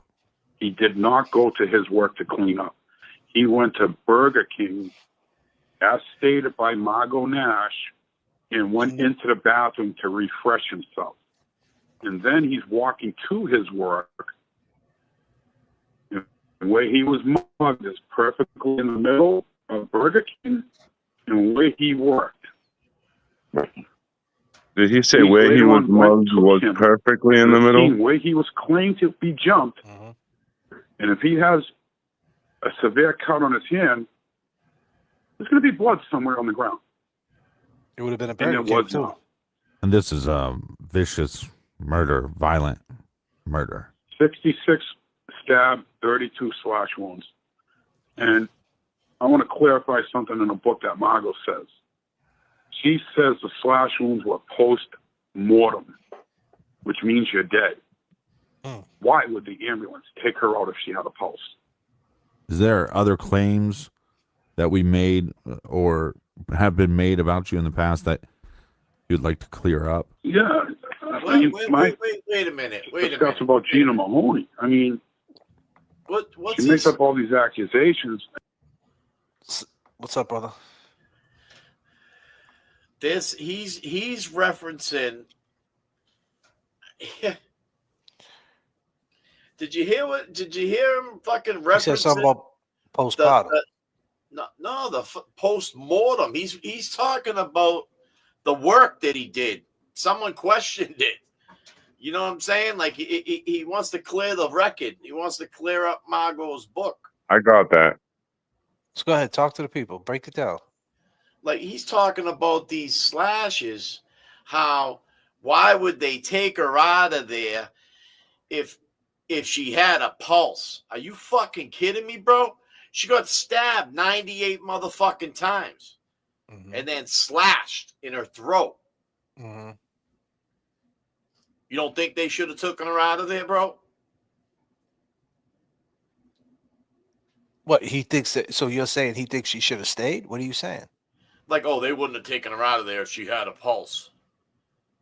Like they would have left her there. Yeah, so they're saying that she had a pulse, so they took her out. But he's also stating that the cuts to the neck, the flashes were post-mortem or whatever that is. Like they happened after she died. After she already died. Well, Right. he's saying Margot Nash said that. He said Margot Nash said that in the book. Why would he even clarify that? Let me make this clear, he said. Claims that we made or She had a pulse. just murder, violent murder. 66 stab, 32 slash wounds. And I want to clarify something in a book that Margot says. In the book. She says the slash wounds were post-mortem, which means you're dead. Why would the ambulance take her out if she had a pulse? In other words, he's saying she definitely wasn't dead. He knows she wasn't dead.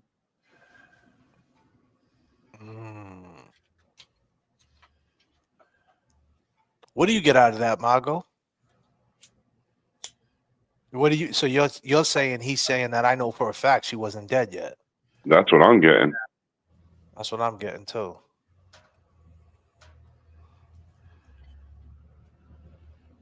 So he said, let me make this clear. Margot stated that it was post-mortem. So why does he care? That's what he kept telling you. He's telling what he did. He's giving himself up without giving himself up. Yeah, but then he's saying that. But he's saying that she was alive. Exactly. And in the beginning, he said that they told her that her pulse was faint or something when she was leaving. Gina told her that. Yeah, so he's trying to clarify that that's what it was. Exactly. And Margot's basically saying, nah, she was already dead. And then they took her out. So there's no way that pulse faint line could be accurate. Right, because she's saying that she died after the stab wounds, and supposedly she was already dead when the knife cut her throat, slashed her throat. And Artie's saying, definitely not, because she still had a pulse. I was there. I did it. I seen it. Bro, there was fucking blood on the fucking staircase. There was blood on the fucking baseboards. It went from one upstairs, downstairs. Yo, she was fucking. And Margot also said they never tested the bathrooms. Her heart was pumping, bro. Margot also said they never tested the bathrooms upstairs for blood or anything. They never looked in any upstairs rooms or nothing. That's crazy. That's crazy.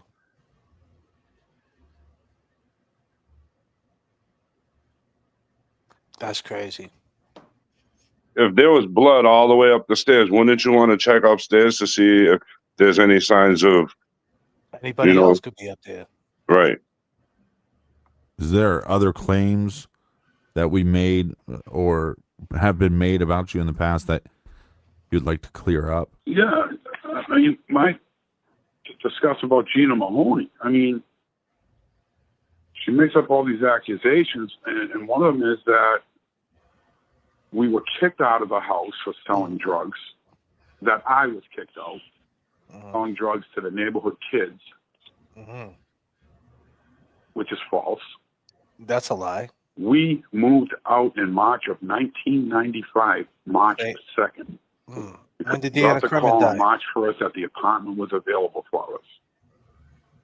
And I remember leaving. Janet was crying when we left. Come on. She was crying? To her son, Paul, that he also said Mom was crying because we left. Right. I actually have it in a statement written by Paul that she was crying when we left. Yeah, there's a couple statements that were made because as this book comes out, there's all these claims that are really not backed up by anything factual other than somebody else's speculation. Can you read, you have two statements, I believe. Can you read both of them for us? These are signed letters from Aaron and Paul Downing. Okay. Mine's is really long, and it's basically the same stuff. I'll start with Aaron. Look at you. My name is Aaron Downing. Hi, Aaron. I am writing this letter on behalf of my uncle Artie Ortiz, Uncle as Artie. the daughter of Janet Downing. I have known Artie since I was 6 years old, from the spring of 1993 to the spring of 1995. Artie, my Aunt Carol, and their son AJ lived with my family at 71 Boston Street, Somerville, Mass. Prior to living with us, Artie and my mom had a good relationship. Really? While living with us, their relationship continued to be on good terms. I never witnessed an argument, a hatred discussion, or any tension between the two of them. In the 2 years Artie lived with us, our bond as a family grew stronger. As my mother did not kick Artie, my aunt, and their son out of our home. Artie and my aunt had applied for housing. They chose to move out when an apartment became available for them in Malvern, Mass. Oh, she knew I that? even remember my mother saying that she wanted them to continue living with us so they could save more money. Any story that contradicts this is false. Signed, Aaron Downing. And can you read the one from Paul Downing? Let's hear To Paul. whom it may concern, my Uncle Artie has always been a loving and caring uncle to both me and my siblings.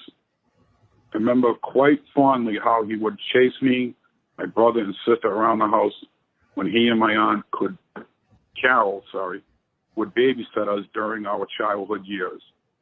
When my uncle and aunt came to live with us, they both brought with them a sense of joy and joyfulness to the house that was lacking following the divorce of my parents. I could tell my mother loved Artie and Carol and baby AJ too. Around because her kids, trusted and loved him as well. I remember my mother crying in the den when my aunt and Artie broke the news to my mother that they were able to clear the extensive waiting list for state housing, that they would be moving out soon.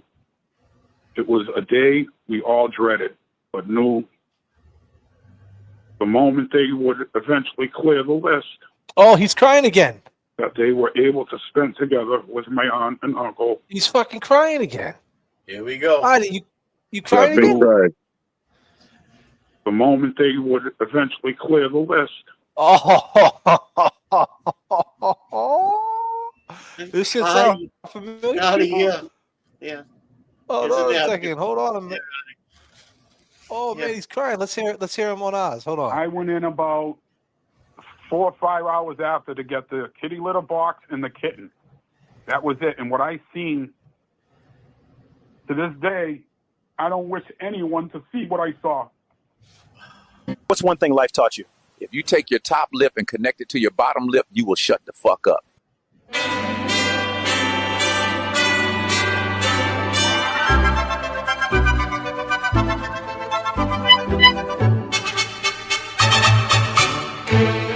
It's beginning to look a lot like Christmas everywhere you go.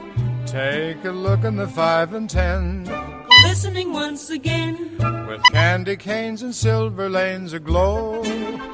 It's beginning to look a lot like Christmas. Toys in every store. But the prettiest sight to see is the holly that will be on your own front door. A pair of hop-along boots and a pistol that chooses the wind. What's one thing life taught you? If you take your top lip and connect it to your bottom lip, you will shut the fuck up. You gotta hit him with the thing, son.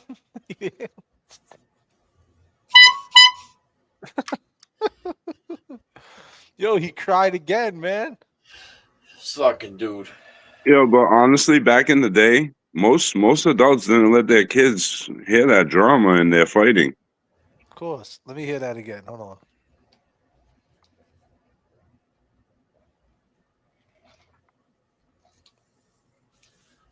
Clear the list that they were able to spend together with my aunt and uncle is among the few loving memories I have. We all dread. They were able to clear the extensive waiting list for state housing, that they would be moving out soon. It was a day we all dreaded, but knew. I went in about the moment they would eventually clear the list, that they were able to spend together with my aunt and uncle. 5 hours after to get the kitty litter box and the kitten. That was it. And what I seen, to this day, I don't wish anyone to see what I saw. Yeah, Marty. Is among the few loving memories I have of that house I grew up in. Yeah, this is a fucking. St. Paul Down. Now there's a this is conviction. theater, huh? A young man is convicted, which maybe makes it harder to have closure. But I don't know if there's ever really any closure. No. And for me, the answers are different compared to the kids. The kids are doing very well. I believe they have the answers they wanted. Me, I just have the answers because there was so much speculation that it was me. And that hurts. That hurts so bad. It's just, I mean, 25 years, man. I really never spoke to anybody in the news media or anything about it. I did have that documentary film with Street Lamp Productions, but I don't know where that's going. Oh, we need to talk to them. When I heard your podcast, I felt it'd be an opportunity if I left my phone number, you'd call me. Yeah, and it's just, I think, hard when you see pictures of Edward and you hear about his gentle makeup and we just don't know much about him from the outside. So it goes, well, how could he do this crime unless he just snapped? That's what I believe he snapped. But I don't know if you know, it's also mentioned in the book. It book. was mentioned in court documents that he had on his bedroom walls newspaper headlines of natural born killers. He had a telescope pointing to Janet's bedroom. I'll leave that part up to you to think what you want of it. I really can't say what I really think about that. But maybe they found the guy. Maybe they found the right guy quickly. But when they had a couple leads or a couple questions for other people, if they would have taken Oh, one or look two at he is. steps, He's back. they would have been able to clear those people in the, He's in the back. public's Artie's eyes back. as well. Because they did question. What up, Artie? Again, I'm going to say it. Me and my wife. Artie, what's up, buddy? Artie, how you doing, bro? Happy Thanksgiving, man. Howdy. Happy Thanksgiving, man. God damn, Kevy Kev. Oh, shit. God damn, Artie. Y'all caught up? Y'all caught up, Artie? Artie, we got to ask you a question. What are the main questions? You said that you told us that the cops seen the blood that night. You told True Crime Garage that you seen it that morning. Yeah, and if you and answer me this. Answer me this. If you didn't realize it until the next morning and you had your fucking car towed that night, how the fuck did you know it was there? How the fuck did you know it was behind or fucking 30 feet from your motherfucking car, bro? Right. The fuck kind of shit is that, Artie? Some clown shit. Artie, when you're in Amsterdam, man, grab some bud, smoke it up. You know what I mean? Hit us up when you're in Amsterdam. Come on the show. If you feel maybe in Amsterdam, you'll feel a little bit better with talking. You know, you won't get deported from there. I don't think they deport people from Amsterdam. Isn't that the word, Brilliant? Yeah, no extradition. Let's see. Someone Google that. Can you get deported from Amsterdam? Let's Google that. Margot Nash knows.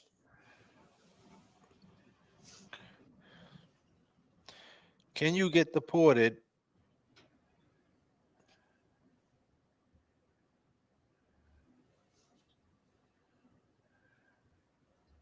Becky G coming in hot. She coming in hot? Extradition. No. Who's saying that? Where is it? Becky G. Where's Becky? You sure about that, Becky? Yeah, there's no Is that- extradition. Yo, hold on. Yo, that's crazy. Yo, holy shit. I just wanna chill and twist the lie. Catch stunts in my 745. You drive me crazy, shorty. I need to see you and feel you next to me.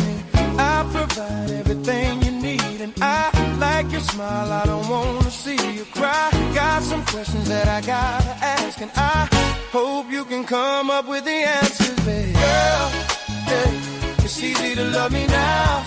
Hey, would you love me if I was down and out?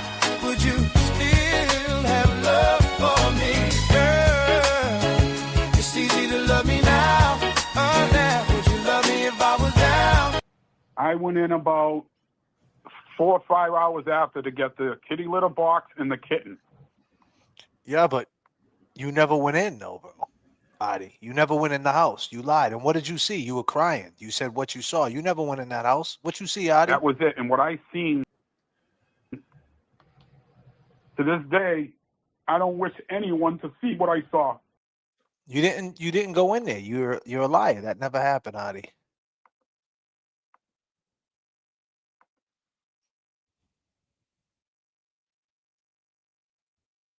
He's saying no worries, he'll be back. Yeah, Tell him I to see answer that. the phone. Let's call him. Pick up your phone, Artie. Come and talk to us, bro, before you leave. Let's have a conversation. I mean, what's the difference, bro? You're in the chat talking. Why not clear the air, man? We're not trying to catch you up. We just got questions, man. You know what we're gonna ask you. Kick it with us, bro. It's all entertainment at the end of the day, brother. I'll take things that never happened for 500. Goddamn.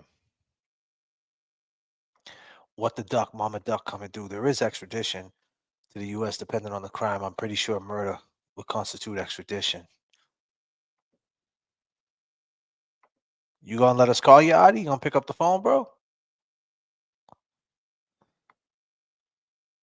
Adi, you gonna pick up? You guys want to try to call Adi? Think he'll pick up? Let's see. He won't pick up. He ain't gonna pick up. Damn, Adi. Pick up the phone, bro. Let's see, Adi.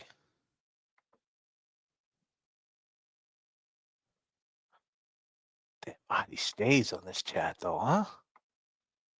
Yeah, he's lurking. He gotta be on top of it. Yeah.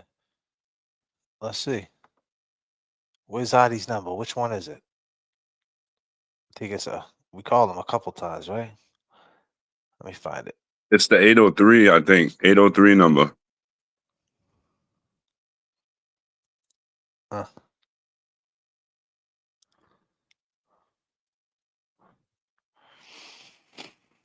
What the hell is it? Thought I called it recently, didn't I? Called it a few days ago. That's what I thought.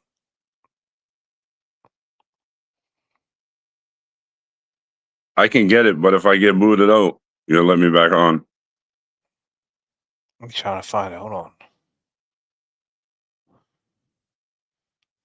You still had love for me.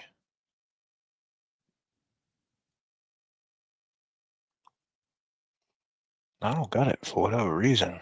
I don't know. I don't know what I got. What is it? Hold on, Yeah, I'm on send the it. phone. Yeah, send it to me. Adi, man, we trying to call you, bro. Pick up.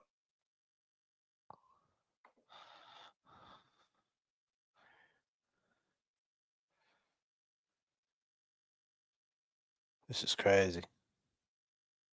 He's leaving in 4 days to.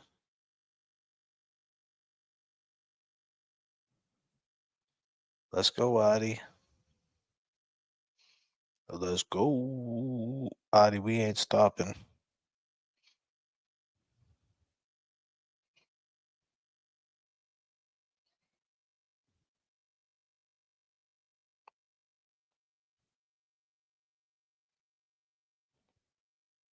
Check your messenger.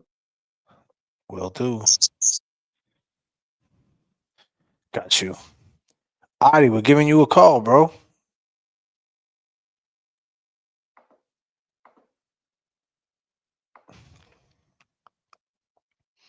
I should have this number memorized by now, Adi. You gonna pick up and talk to us? Why not, Adi? It's Black Friday. Come on, Adi.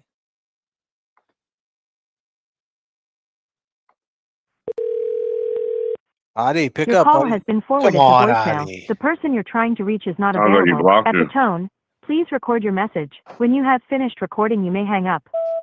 Adi, what's going on, Adi? You chilling at the party? Going to Amsterdam, not bothering nobody? We're watching the Garage Show, True Crime. What you doing right now? We drop a little rhyme. Call us back when you really want to rap. It's just like this and it's just like that. Don't be a prick. And after this, I'm gonna say click. Come on, Adi, pick up. Come on, Adi. Adi. Come on, Adi. What about the dog, Adi? The fucking dog, kid. Damn, Adi. Be good if you just picked up, Adi, man, instead of being in the chat. Come on, Adi. You know? Come on, buddy. Come on, Adi. What are you doing, Adi? I think he does got me blocked, huh? Sounded like it.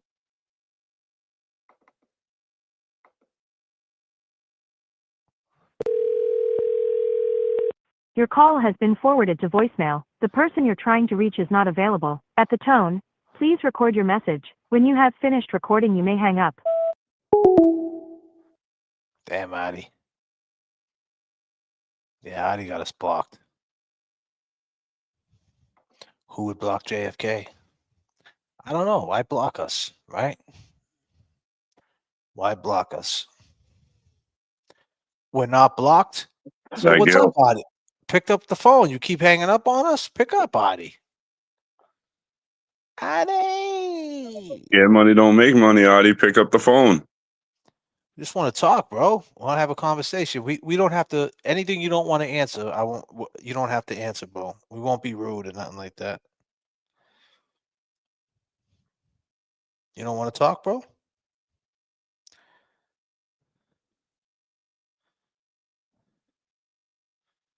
Come on, Artie. Artie, what's up with that 209A? Norman says. That's true, though, Artie. Think about it.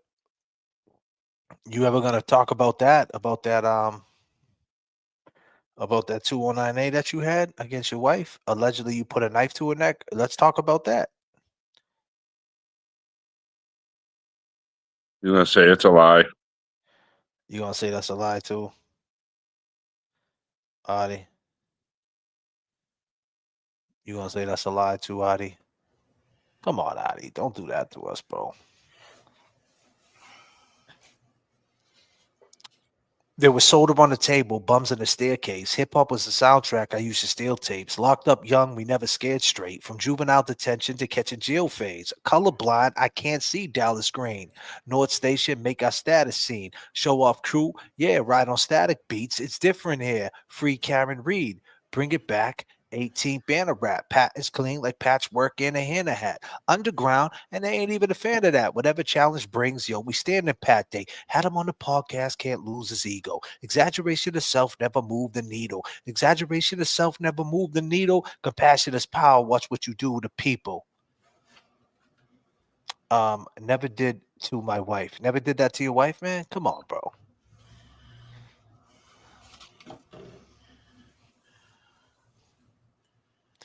You answered that. So, but they did make claims that you was picking up knives and shit, right, bro?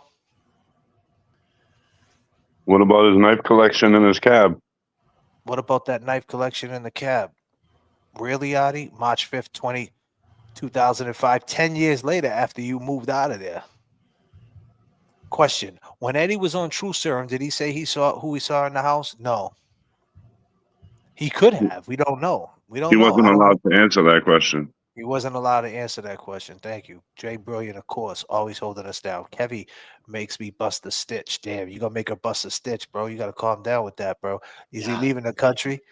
Damn. The newspaper was not on the walls. That's BS. Page 3 of the paper had a story about trading cars that he collected. Artie, you're a liar. Your key was found in the backyard and you know it. Norman Corey ain't fucking around. On missions, y'all. Artie, E-Packs coming through. We're all suckers, all ducked up in our face. Yeah, didn't you say that? Good one, Jay. What, good one, Jay, about what? But did you say something, brilliant? I don't recall. Pick up the phone, Artie. Come on, bro.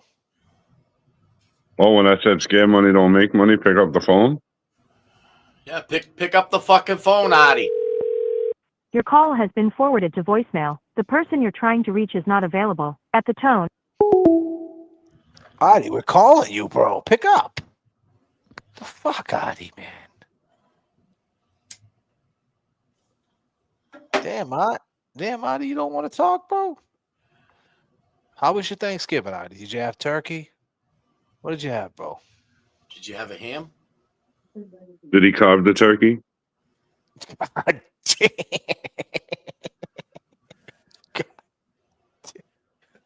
Oh, shit.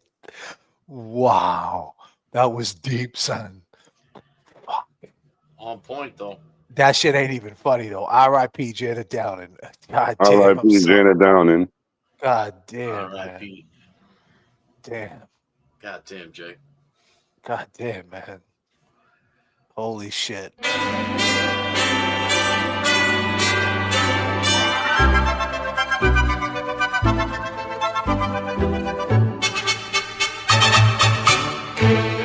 It's beginning to look a lot like Christmas everywhere you go. Take a look in the 5 and 10. Listening once again. With candy canes and silver lanes aglow. It's beginning to look a lot like Christmas. Toys in every store.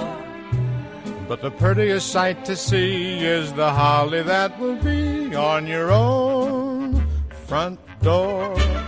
A pair of hop-along boots and a pistol that chooses the wish of Barney and Ben. Dolls that'll talk and we'll go for a walk is the hope. Your call has been forwarded to voicemail. The person you're trying to reach is not available. At the tone,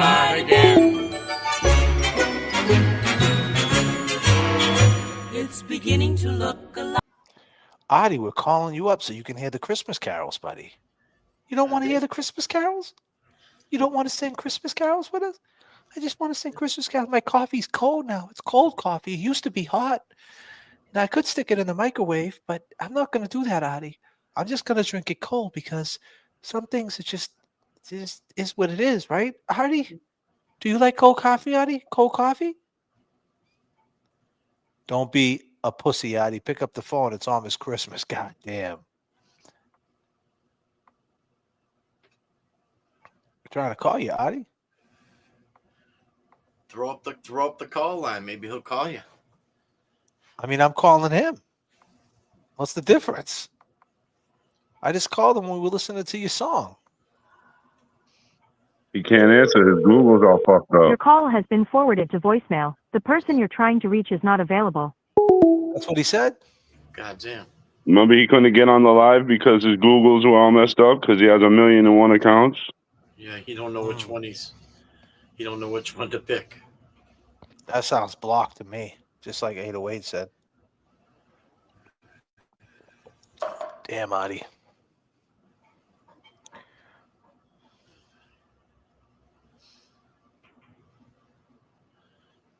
Star 67 his ass. Call private. Listen to Greek Princess. Call private. Oh, it ain't private no more. He's going to know now.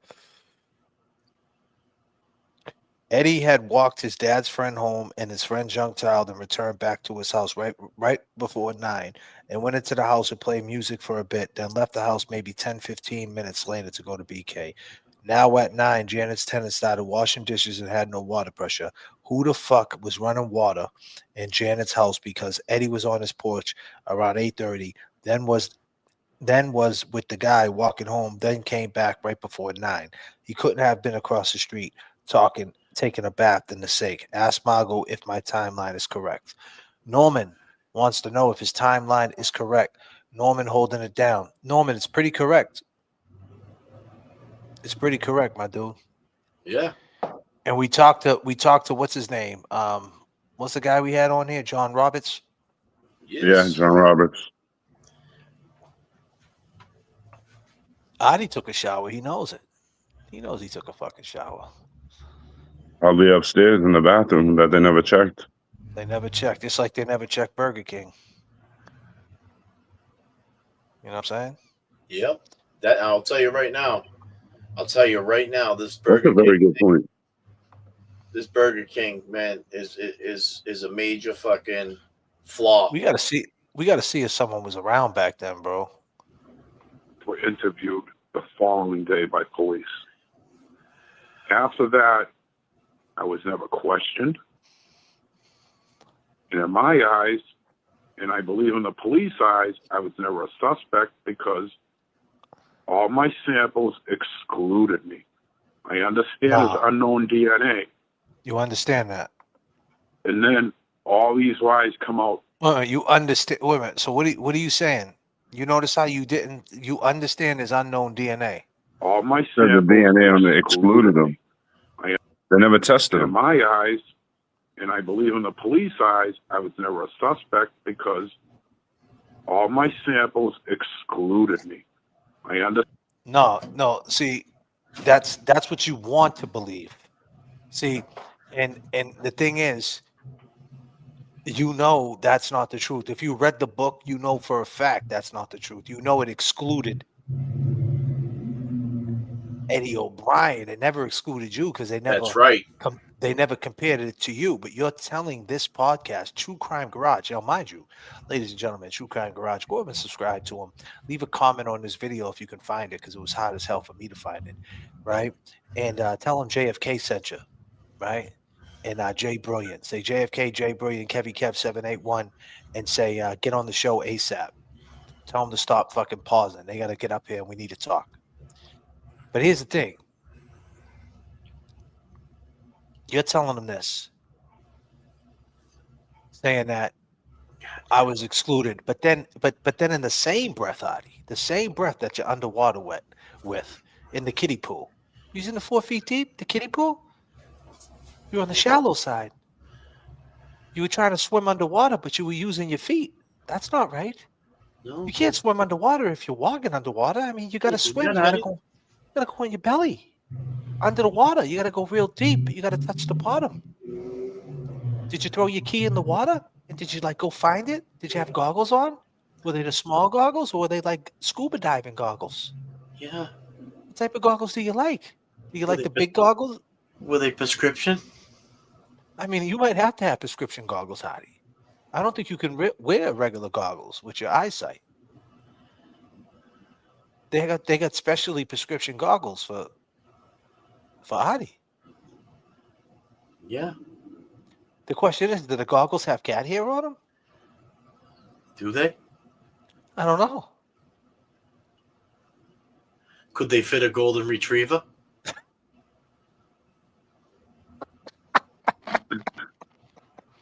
Goddamn, Kevy Kev. I fucking love dogs, man. And I'm fucking surprised you never fucking mentioned the dog, Artie. You never mentioned the fucking dog, Artie. And I'm a fucking dog lover, man. I've had a few dogs in my day. Smart motherfuckers. All right? That dog, if he's seen you today, probably go over and piss on your motherfucking leg. What's one thing life taught you? If you take your top lip and connect it to your bottom lip, you will shut the fuck up. Tell him, Kevy Kev.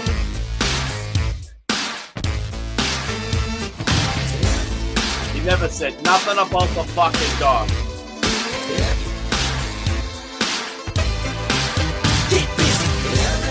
Y'all caught up, Matty?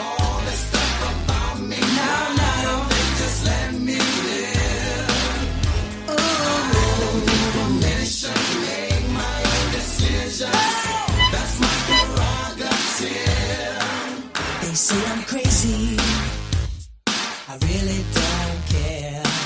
That's my prerogative. They say I'm nasty, but I don't give a damn. Getting girls is how I live. Some ask me questions, why am I so real? But they don't understand me, or really don't know the deal about a brother trying hard to make it right. Not long. What's one thing life taught you? If you take your top lip and connect it to your bottom lip, you will shut the fuck up.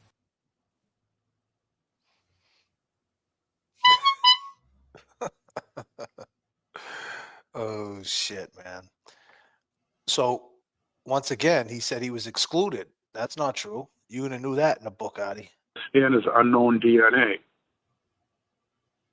So here's the thing, bro. If you understand this unknown DNA, right? And you just got done saying that you don't have a problem with Eddie O'Brien, right? Or his family, and you understand this unknown DNA, why do you care if it's Eddie O'Brien? It's Eddie O'Brien going to jail for 25 years or being convicted of this crime is not going to bring Janet back. So why do you care? So if you think you were really excluded and there was no strings attached, why do you care if there's unknown DNA? Why wouldn't you be saying do you understand, Artie? You're on a podcast called True Crime Garage. Okay, one of the biggest true crime podcasts there is. And you're saying, I understand this unknown DNA. Like, that means nothing. That means everything in true crime. Right? Kevy Kev? Yeah. And you're saying, let me just say this, and I'll pass it to you. Why wouldn't you say, hey, run that DNA? That's all he's talking about is run that DNA, run that fucking DNA. And if it comes back that it's his, fuck him. And if it doesn't, then catch the real killer. But it wasn't me, and that's it. Why ain't you saying that? And why wouldn't you say that? You said you read the book. You keep referencing the book. If you're referencing the book, the reference is the book, then you would know what his angle is, and then you would speak to that angle. But you're leaving them parts out because as soon as it starts tapping you on the shoulder, you back away. You deflect. I don't know, Artie. Did you ever think about that, great friend? Go ahead, Kev. You know, I mean, we haven't really been able to see this whole trial. You know, the whole. He's got something to tell you right there. Artie does. It's not yours. Here we go.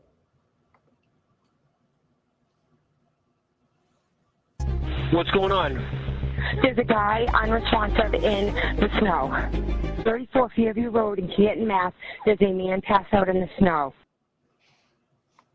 You ever heard Jen McKay, Artie? You know who she is? She was John's best friend. And when he was on the ground in the snow, she didn't say Boston police officer. She said the guy, the man, twice. She had 2 times to say a Boston police officer is down in the snow, which would make helicopters land, the Coast Guard come out, fucking the 777 would land, state troopers, everything. Shit. Fucking cops in retirement would come out for that. But instead it was the guy and the man.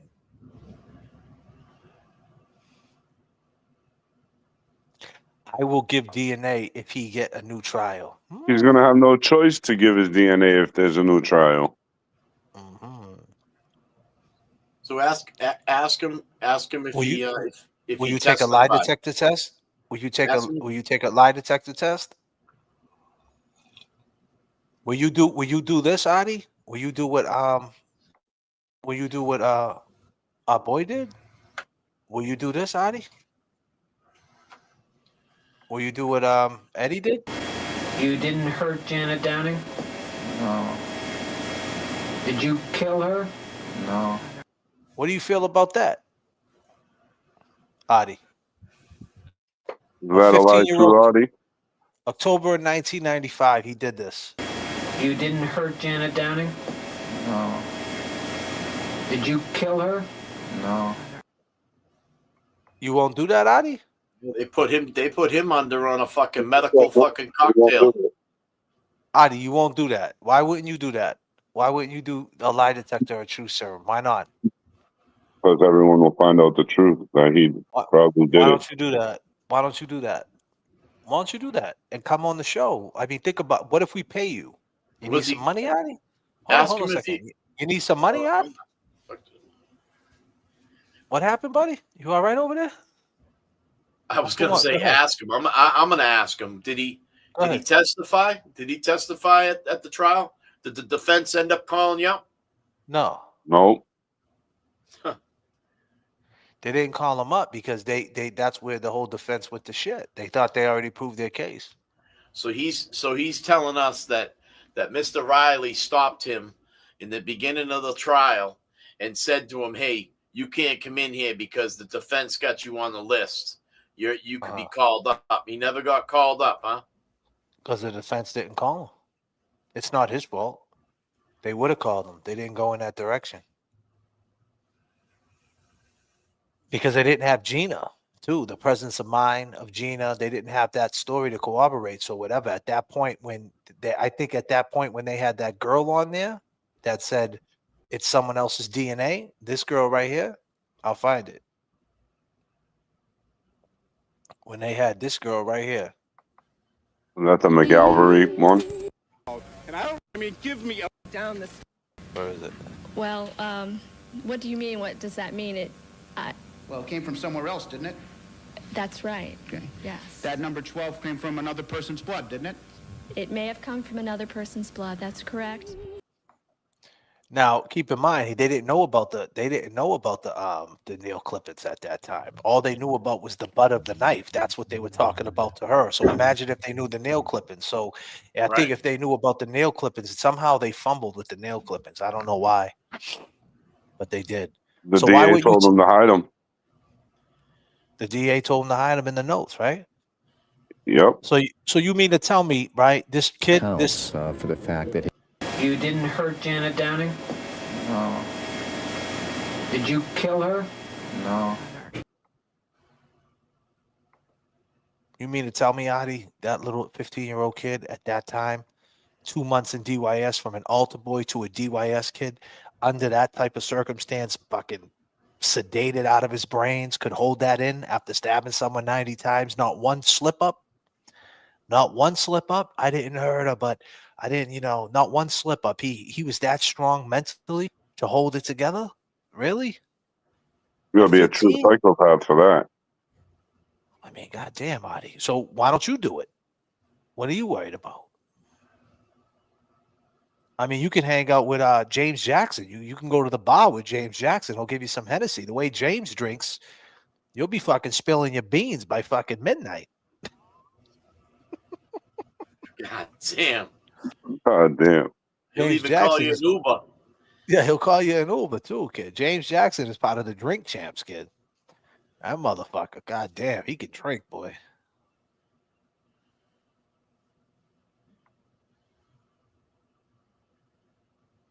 Do you know that this girl right here, Adi, the unforgettable, this girl who fucking doesn't really like you too much, she's going to visit Eddie tomorrow? God damn, Adi, I don't know how that happened.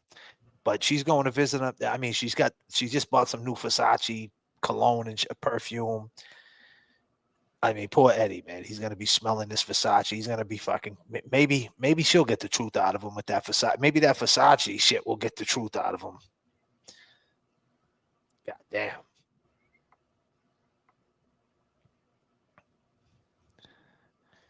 Holy shit. I think he should take it. I mean, why not take it?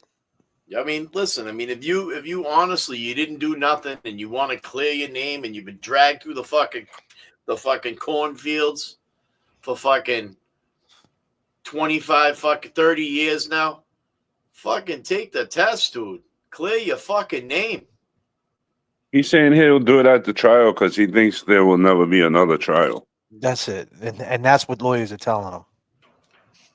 If you think that he ain't talking to litigators, because we already know that he did talk to lawyers before, and they're telling him that you know what they're telling him? In your lifetime, he'll never have a trial. Because what, Adi's already 60?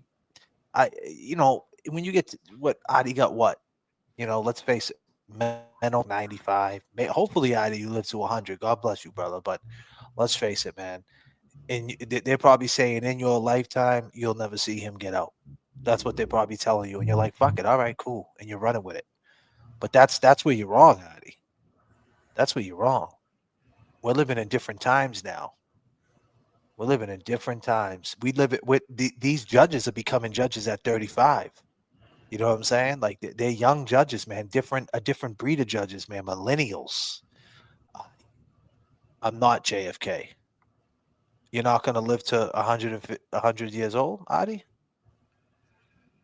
I mean, I hope you do, bro. I mean, God bless you, bro. You know what I'm saying?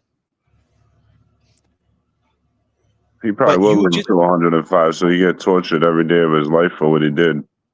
I mean, if he did it, let's be clear. We don't know if he did that shit. You know what I'm saying? Let's be clear. If he did it. We don't know that. We don't know that. You know what I'm saying? I mean, we do know, Adi, you can agree that this fingernail clippings of different DNA. Don't you want to know whose DNA that is?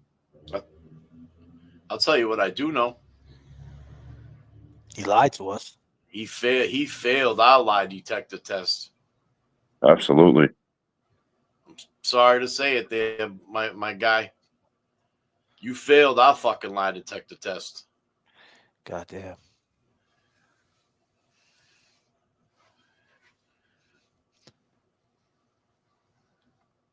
Adi, you want to take the truth serum and listen to this?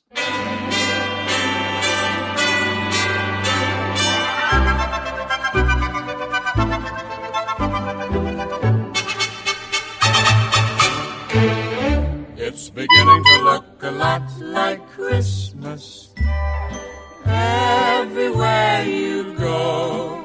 Take a look in the 5 and 10, Listening once again. with candy canes and silver lanes aglow. It's beginning to look a lot like Christmas. Toys in every store. But the prettiest sight to see is the holly that will be on your own front door. A pair of hop-along boots and a pistol that chooses the wish of Barney and Ben. Dolls that'll talk and we'll go for a walk is the hope for Janice and Jen. And Mom and Dad can hardly wait for school to start again. It's beginning to look a lot like Christmas everywhere you... Did you kill Janet Downing? Absolutely not. So you're adamant you didn't kill Janet Very Downing? adamant. And if you really look at the evidence, you'll see the truth. What's the truth? The truth is that I didn't do anything. That's all? I was always under the impression that I was going to testify and I was going to tell my story. Why didn't you? Well, it was almost the last day of the trial when I was just told, don't worry, they didn't prove their case, so you don't have to testify. At the end of the day, this place really doesn't matter. This isn't reality. Reality is out there where my family and friends are. I don't even think about my past. I try not to look too far ahead, but I am hopeful. I will tell you that. If you look at the evidence, you'll see the truth. What's the truth? Did you kill Janet Downing? Absolutely not. I went in about 4 or 5 hours after to get the kitty litter box and the kitten. That was it. And what I seen, to this day, I don't wish anyone to see what I saw. I went in about 4 or 5 hours after to get the kitty litter box and the kitten. That was it. And what I see... Artie, quick question, buddy, right? Why didn't you ever tell us that you had a 209A against your wife 10 years later? And when we asked you, you never been arrested and in trouble, you never mentioned it. You didn't say, yeah, I had a 209A against my wife, and you pulled it, and they're saying that you pulled a knife on her. You don't think that's fucked up? Now, I'm not saying you did that. She could be lying, but you didn't mention that. Don't you think you should have mentioned that just in case it comes up? And if you didn't, from now on, just to let you know, going forward, you might want to mention that. And not for nothing. You told us you'd never been arrested before. Yeah, you said you never been arrested. We asked you. I said, you never been arrested? You said, nope. I mean, hey, you know. It is what it is, man. Keep fucking running your mouth. God damn, Kevin. Oh, shit. Kevy's fucking crazy. JFK, he has a phone on Do Not Disturb. When my daughter puts it on Do Not Disturb, it ring once and then goes to voicemail. Artie gave himself up. JFK's show, then booked a flight. God damn. Nurse of Interest gifted 5 JFK memberships. Play calm and testify. What the duck said, there was blood on the cellar post and the wall on the stairwell going to the cellar that could not rule Artie out, not to mention the fingerprints and palm print that were identified. They couldn't rule you out, bro.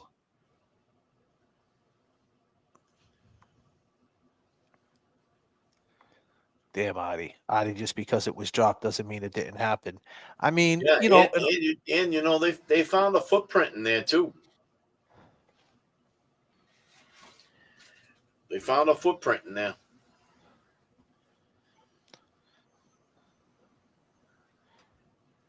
Artie, just pick up the phone, bro. Don't you want to talk about this shit? They definitely found a fucking footprint in there. I'm sure that footprint's on file, too. And it wasn't a 15. Nope. What was it, Jay, bro? I don't know, to be sure. It wasn't disclosed. It just said, I mean, you could see in those notes don't lie. Not at all. Those handwritten notes from the DA. He said he remembers that pick in Amsterdam. So you were in Amsterdam before, smoking on that shit. I mean, I'm just letting everybody know. I mean, you see who we're talking to, so you may as well get to see who we're talking about. No disrespect. We're just trying to paint that picture, man. You see us, we want to see you. I mean, you're in the chat talking. You may as well get on the phone and speak to this. Why not, Artie? Get on the phone, Artie. Come on. You can't get caught up on his lies on chat. Do you want us to put the phone number up and you could call in, Artie? Is that what you want to do? Want us to put a pic of you a little younger? Maybe back then? You could call you call in restricted. Clown said the case was dropped, but he could not see his kids for 2 years and had to go to domestic violence classes and a drug program. I know all about it. God damn, bro. God damn. That's just facts right there. You wanna call in, Artie? You want the phone number? Huh, Artie? Hit the phone number. Call us, Artie. Yeah, if I can block your shit, man, we won't call you back. Yeah, just block it. You got a number? You can call in blocked. It's all good, bro. We'll pick up. Yes, sir. Yes, sir. What, Artie? You're a funny bastard, huh, bro? Can I get that horn, bro? Sure. Call in, Artie. I was just setting it up. I got a finger holder for it now, so I can. Do you? Can just do my shit and fucking, It's nice, bro. You got that shit on site right now. On site. That's beautiful, bro.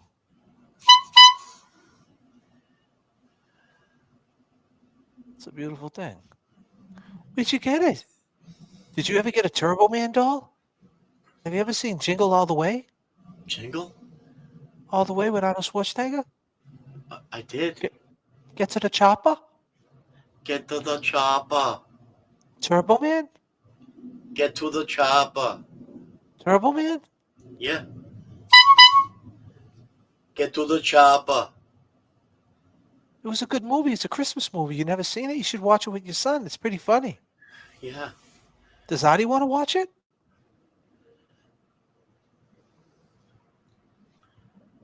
Get to the chopper.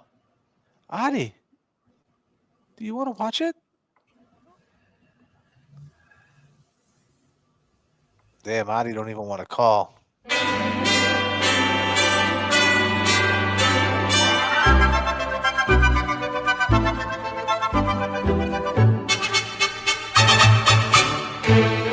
It's beginning to look a lot like Christmas everywhere you go. Take a look in the 5 and 10, Listening once again. with candy canes and silver lanes aglow. You didn't hurt Janet Downing? It's beginning to look a lot. Did you kill her? No. Did you kill He never Janet Downing? accounts. Absolutely not. So you're adamant you didn't kill Janet Very Downing? adamant. And if you really look at the evidence, you'll see the truth. That was him in 2017. And 2014, he did that interview, and this is him in 1995. You didn't hurt Janet Downing? No. Did you kill her? No. What's the truth? The truth is that I didn't do anything. That's all.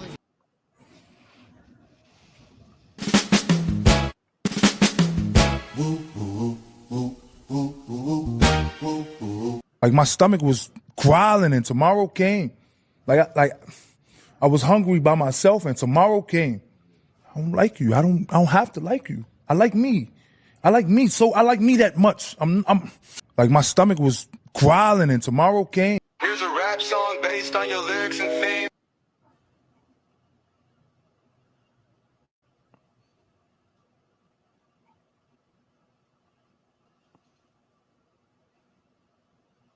Yeah. The is it standard in Massachusetts? I hope not. I've never seen that in my life. But if I had a nickel for every time I said I've never seen this in my life, as it pertains to the Massachusetts justice system, the criminal justice system, I'd have a lot of nickels. I've never seen that happen. It should never have happened. It's abhorrent to the system of justice in which we work. Did you kill Janet Downing? Absolutely not.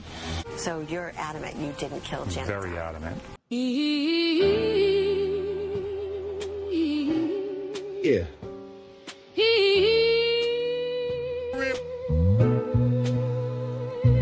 Yo.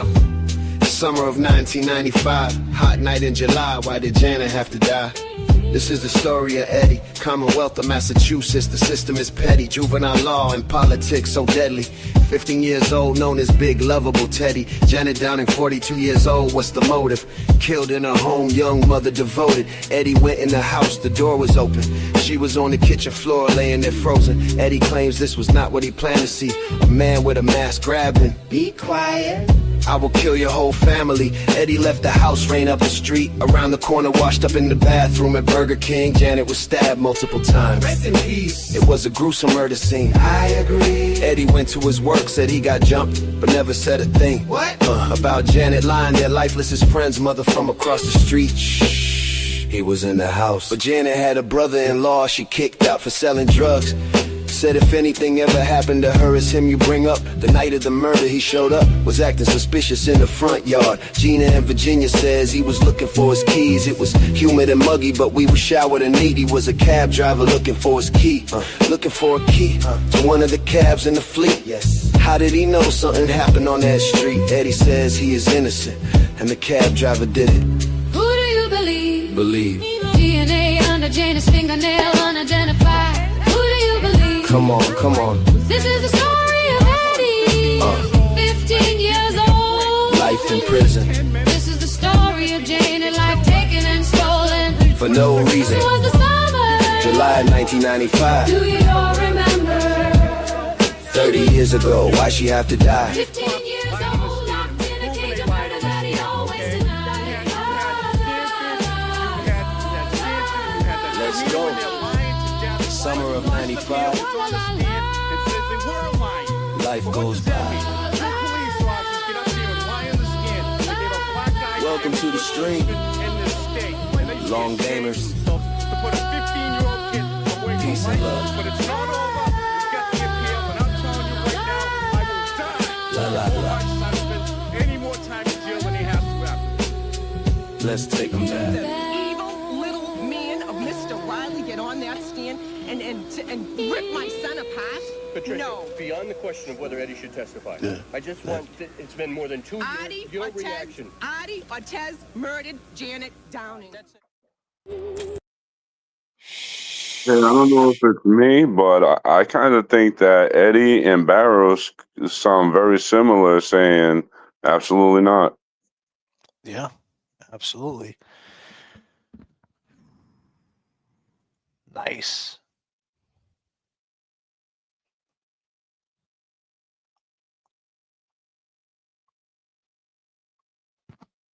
I mean, this is him at 15 years old, 2 months later after it goes down. You didn't hurt Janet Downing? No. Did you kill her? No. He never accounts for the fact that his blood is in that house. He never explains that away in the tape, and he would not have been able to explain that away at trial. And all of this is that Ed O'Brien has been convicted of killing Janet Downing. That's never going to change.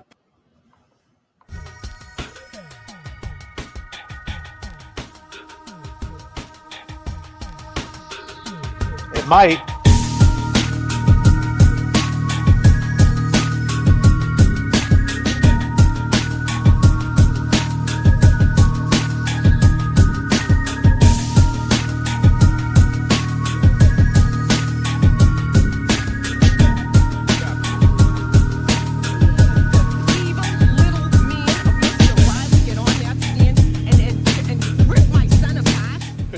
Beyond the question of whether Eddie should testify, I just want, it's been more than 2 years, Artie your Ortez, reaction. Artie Ortez murdered Janet Downing.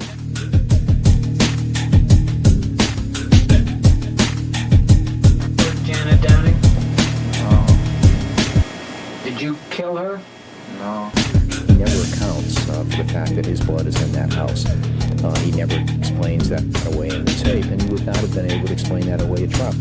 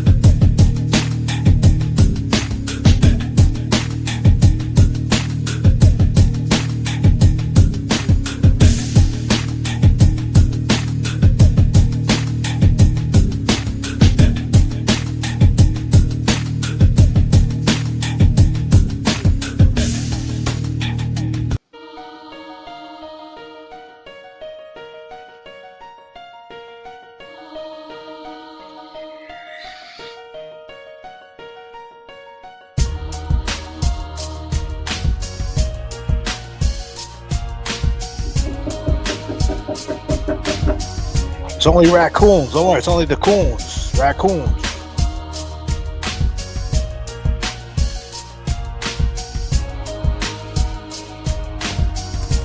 When you look at the evidence, you'll see the truth. What's the truth? When you look at the evidence, you'll see the truth. What's the truth? When you look at the evidence, you'll see the truth. What's the truth? When you look at the evidence, you'll see the truth. What's the truth? When you look at the evidence, you'll see the truth. What's the truth? When you look at the evidence, you'll see the truth. What's the truth? When you look at the evidence, you'll see the truth. What's the truth?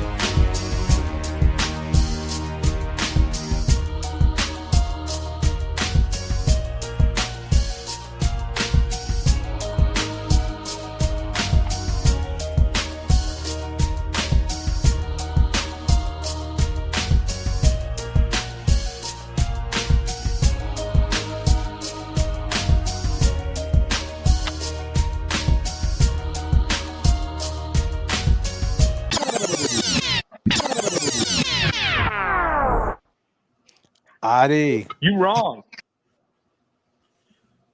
Artie. You wrong. My man Artie. You wrong. Artie. You wrong. Artie. You wrong. You wrong.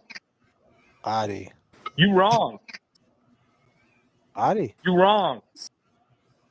Mr. Artie Ortiz. You wrong. You Huh? wrong. You wrong.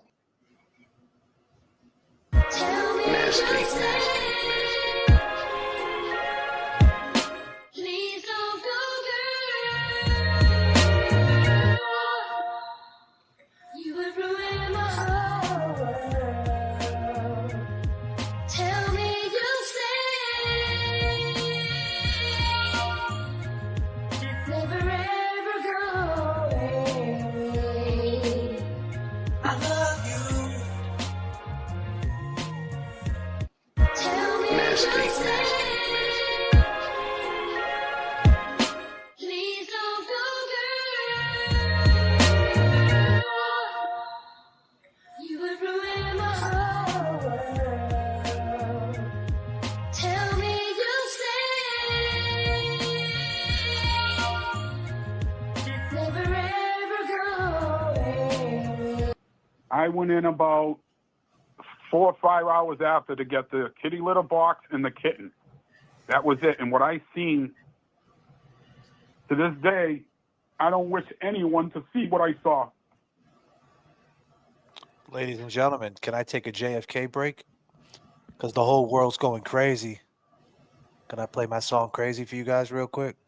JFK, Let's go, y'all. people. Let's Yeah. AGE. Come on. Yeah. Check it out. Standing in the crowd, I'm just trying to spark the shooter. Please, Lord, for my kids, this is not the future. Grandmom's hasn't been the same, she got the booster. Eyes in my rear view, peeping through the louvers. Living our life, just trying to turn the page with them. Something ain't right, we fighting through the ages. I'm used to be my man, damn, we used to blaze with them. But I don't fuck with them, something ain't the same with them. City to city, flights in the morning. Last year was hard, son, life goes on. In the airport, sipping Pike of the Blonde. Gotta humble yourself, you're never right when you wrong. They saying they blessed, but that's just slang. Just take a look around at the mess we made. We fighting through the stress, address the pain. But pumping an addy will only finesse the brain. 4 kids strapped in a black TSX wagon, extended clip. Reached out and detached them. Mind, body, spirit. Wake up and smell the jasmine. Don't act like you a killer, dog, when you just a basket. Time goes by, it's like I'm past my prime. Pushing a pen every day, fighting bad in my mind. I could snap any minute, I don't have the time. I keep it 100, not afraid to shine. Time goes by, puffing on lie, hoping that it gets me high. The whole world going crazy. Time goes by, puffing on lie, hoping that it gets me high. The whole world going crazy.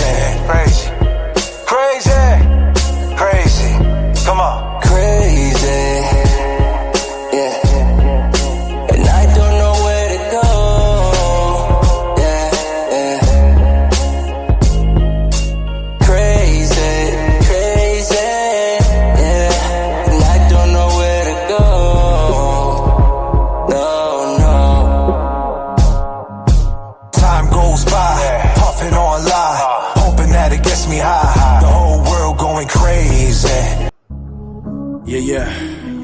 Why? Read between the lines. Yeah. Let's go, people. Let's go. I know you feeling hurt, your mind flipped, that was a moment in time, can't rewind it. I seen your call, can't talk, declined it, said I was sorry, liquor had me blinded. I know about your issues, you're not feeling well. What you going through, girl, is a living hell. Sometimes I bug out, I just flip and yell. Just come out tonight, we can sip and chill. I know about that night at the Pats game. You was real comfortable, and that's lame. When I bring it up, you act strange. That's okay, I ain't saying no names. Glad you pulled up though, we can take your legs. I told you before, that girl, see, that's my ex. You gotta chill, can't believe what you read in text. It's me and you right now, don't be complex. Now it's fine food, proper pints. Storm coming through after 2 lots of white. We gonna be snowed in, so let's start the fights. I know you wanna talk, girl, but not tonight. Got a text by C, he at the other spot. He there with his brother in that other cop. JM over there too, she just a soccer mom. Let's head over there, see what they talk about. I don't know what it is, but I feel like I've been sleeping. Life keeps going by, please tell me why am I living? Poison in my mind, losing sight now with this blind vision.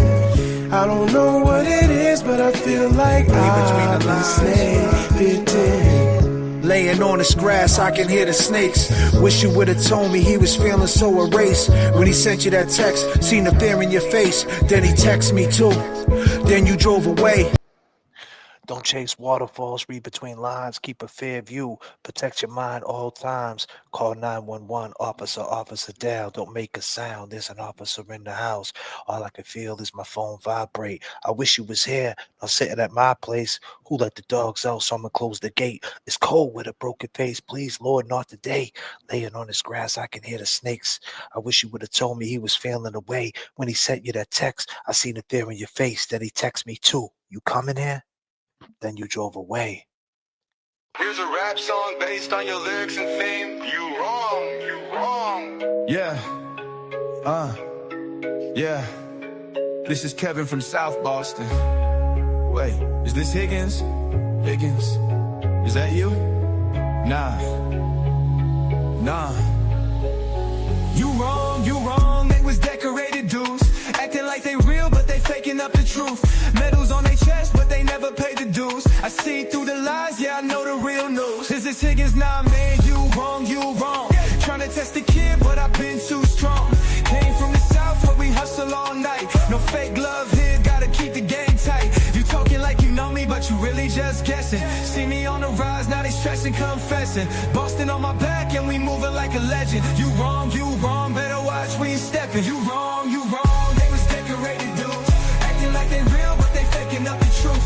Medals on their chest, but they never paid the dues. I see through the lies, yeah, I know the real news. Kevin called my phone asking, is this Higgins? Told him, nah, my dude, must be something that you tripping.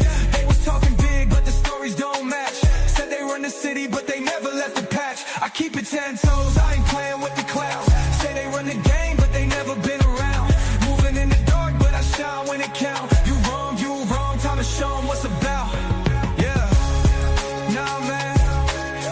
You wrong. They was decorated dudes, but they ain't real. South Boston, stand up. Yeah. Nah, man. You wrong. They was decorated dudes, but they ain't real. South Boston, stand up. Nightmares. I dreamed about John. I had this recurring dream that he survived but didn't know what happened to him.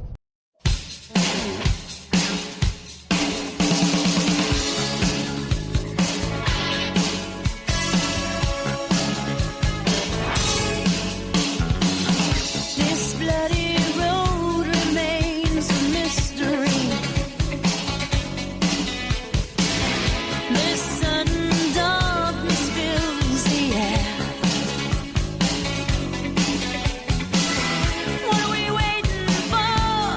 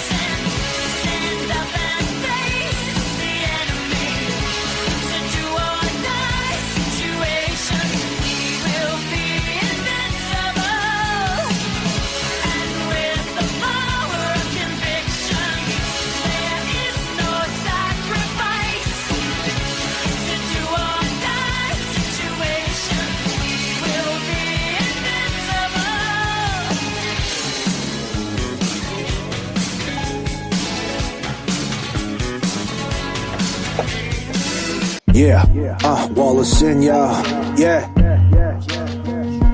I mean, we treat this thing like art, you know what I'm saying? Just painting that picture, drawing inspiration. Woo! Welcome to our wall of sin. Yeah, Baba, what up? Check one, J.F.K, y'all. I'm a nightmare, show me a Cody that road. Ride or die, why? He low-key told. Take care of yourself, that's the only code. When the feds take over, they mostly fold. Dropped my first video back in 91, 15 years old. Had to find the love. I paid my dues, this is in memory of. Writing on this wall of sin, you gon' remember us. Lost in mind 95 until the present. Can't lie to God, so we pray to the heavens. That kid named Elliot on 95 Pleasant, he can't think straight, he dealing with depression. And baby girl, she just got a crib on Bayview. Got 2 kids now, should've stayed in school. Baby daddy raps, wants to play the booth. Faking the grind, he never paid his dues. Sober houses in the city, trading pills. Rather cop Adderall than pay his bills. Fetty lace, feds tracing the kill. Everybody a snitch now, chasing a deal. Carbon element with the orange windows. Middleton sucks with the orange jail clothes. Sign a green sheet, now we feeling alone. Sitting in a cell, true colors always show. Put a mural up on me, can't define the pain. Courthouse basements, 13B in the rain. Ran from DYS, no sneakers, hop the train. No tokens, nah, I don't rock with them lames. Half my life in them books with them pages. Life is wavy, we took what they gave us. Always rock crowd, yeah, we bless them stages. Walk around proud, real hip hop is ageless. As I write up on this wall of sin, this our journey from beginning to end. And no mural can define my pain. Back against the wall, I don't do it for fame. As I write up on this wall of sin, this our journey from beginning to end. And no mural can define my pain. Back against the wall, I don't do it for fame. We pay per view like Taker and Kane. They pay for views and they all sound the same. I'm Clemens with the hooks and Bonds at the plate. Think about it, how could y'all not put me in the Hall of Fame? Without now we throwing down, but I have to do this at our tier. Why in my web band? But it's going to let us go. Hey man, wanna talk shit on internet? Then you call me homie, and you don't even know me. You see this dude on your screen, think you know the real me, man, you can just blow me. You all in your cute little studio, act like you on the streets, call me bro. Wanna be some big YouTube star while I'm keeping it real. Hell man, I'm here in my car, fighting the fight, doing it every night. Fight fiction with fact, we ain't pulling no curtain back. Think it's all about us, no man is bigger. Tell you right now, it's all about Jigga. Fighting the fight, doing it every night. Fight fiction with fact, we ain't pulling no curtain back. Think it's all about us, no man is bigger. Tell you right now, it's all about Jigga. Someone's hurt your feelings, man. Well, at least you could feel, man. Jigga got his life snuffed out, you know. There were 7 of them po-po. He was just walking. I don't like my mind right now. Stacking up problems that are so unnecessary. Wish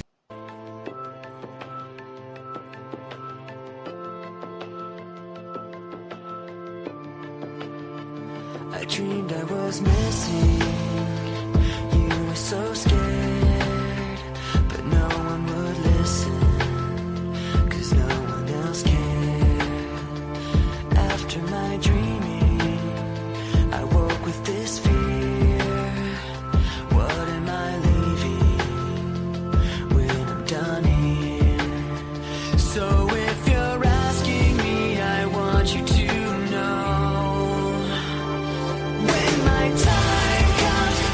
make sure you be easy with that girl, you heard?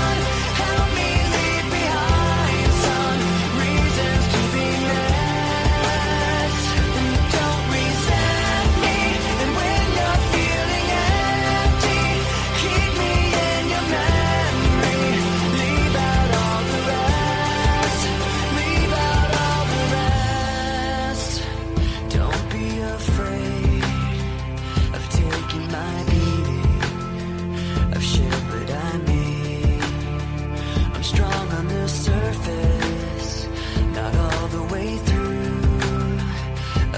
never been perfect, but neither have you. So if you're asking me, I want you to know, when my time comes, forget the wrong that I've done. Help me leave behind some reasons to be missed. Don't resent me, and when you're feeling empty, keep me in your memory. Leave out all the rest. Leave out all the rest. Forgetting all the hurt inside you've learned you had so well. Pretending someone else can come and save me from And then myself. all these lies come I out can't be who you are. time after. When my They didn't happen that night. They didn't happen the following day. The Gina Mahoney, you know, she hugged me that night. She even stated to the cop that I had no scratches or blood on me when I arrived. Well, people will always make up speculation, but certain evidence and What was DNA that, though? evidence doesn't lie. No, of course, it doesn't lie. No. I mean, it's like I was, you know, talking to my wife at the time.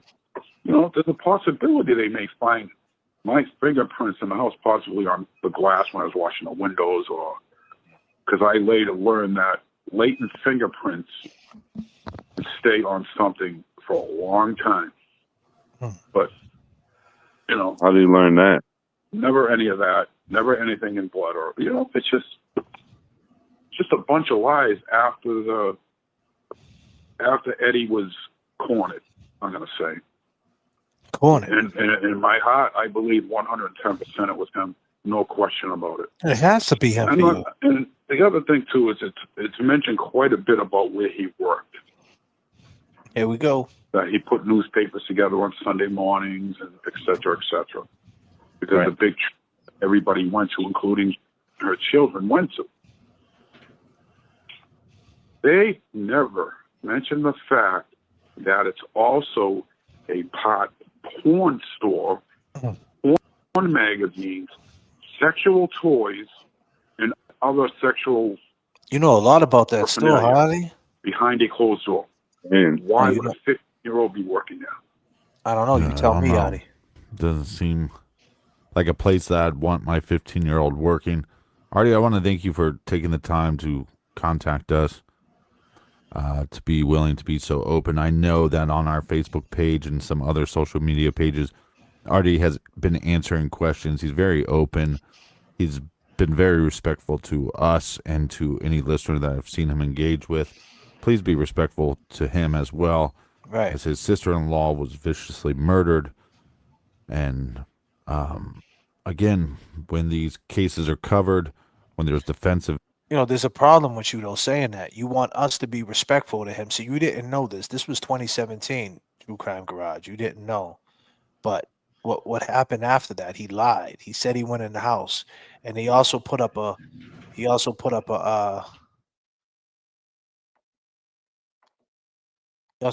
comment disrespecting us, saying, "Ha ha, I fooled you guys." Right, Jay, bro? Yep. He told us about the cats, so he wanted to see where we were going to run with the story. Yeah. And he also corroborated the story. Keep in mind, he also corroborated the story that the weird things did happen. There was kitty litter hanging down. He was in the house for that. So he's saying everybody's making up lies, but the fact is, when the weird things was happening, you ain't got no explanation for that. You admit that happened. You told us it did happen. You was living there for that. Isn't that what he said? Yeah. Yeah. So everything they're lying about, they're corroborating that story. They're saying that the book thing happened, but the book thing didn't happen the way they said it. Everything happened. The kitty litter thing happened. You know, but somebody the book thing didn't happen. Go ahead. Somebody had brought up a good question in the chat earlier, and we were moving right along. But I seen it. Somebody had you know, they wanted to clarify like if it was a bag of kitty litter, like who the fuck would open it up to know there was shit inside it? I don't know. He said he You know knows what I'm though. saying? Like someone saying cat shit and kitty litter. Like, okay. And he said he never got arrested on a 209A. And then says so what about it? And allegedly he pulled a knife on 10 years later after you just explained that she was viciously stabbed, and he pulled a knife out on her. He said that it got dismissed in the chat. Yeah, it probably did get dismissed, but that doesn't mean it didn't happen. But but it was with a knife. She's saying he pulled a knife out on her. So we got to talk to Carol. Did he pull a knife out? And if he did, that's fucking diabolical, considering your sister got knifed to death. If that's the right way to say it, I hate to say it like that. I hate to even disrespect Janet in any way possible by even saying the wrong thing. So be clear. But I mean, if I'm that was treading the real light. case, if that was the case? I mean, what a disrespect to Carol. I mean, she lost her sister to a beautiful, a brutal attack. You know what I'm saying? Like, and if that's the fucking truth, bro. We're gonna find out. Carol gonna talk to us. Carol can confirm the cat story too. What? Who's this? Aunt B. Carol can confirm the cat story too. Who's on BB? I don't know. Is she related? I don't know.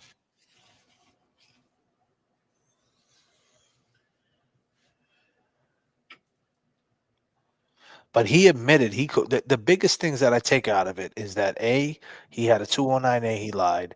B, he lied about going in the house. There was cat litter. And he also corroborated the story that there was weird things happening. He lived there. And he said on the True Crime Garage that he seen it the next morning. But how did you see it the next morning when your cab got towed? What was you doing there the next morning? Right? And you told us you seen it that night, and then you didn't have to say anything. You couldn't tell what it was that night. That's what you said. It was dark. You couldn't tell what it was that night, and the cops already had seen it. So what is it? So you're lying about that. Then you said you were parked at the stop sign. Then you also said when you talked to us that you could have easily just backed down the street and begged a 3-point turn. But we know that's not the truth because you were parked down the hill, which everybody parks up the hill. And if you backed up, you would have been on Boston Street, Artie. So there's a lot of inconsistencies that you need to speak to. You don't need to speak to it if you don't want to. But, you know, the question is, if you took that truth serum like Eddie did, and we asked you them questions, would that come out? No, not related. Oh my God, I'll turn his ass in. I meant his wife could confirm about the fucking kitten story, etc. His wife can confirm? Are you asking a question or she can? What she's saying is that his wife could clarify the kitten situation. I mean, that's a lie, though. There's no fucking cats. There was no cats. She wasn't living there. And then March of 1995. See, Artie, and not only that, you got Danny Mahoney saying that you knew Deanna Kremen. Artie, did you see this shit? And you didn't talk to anybody on the phone call. And you didn't talk to anybody on the phone call. And this, Artie, too. Did you see this shit? Artie? Damn, Artie. God See damn. that? The sketch they had of Deanna Kremen's murderer, and then there's you in 2 years prior to that, 1993.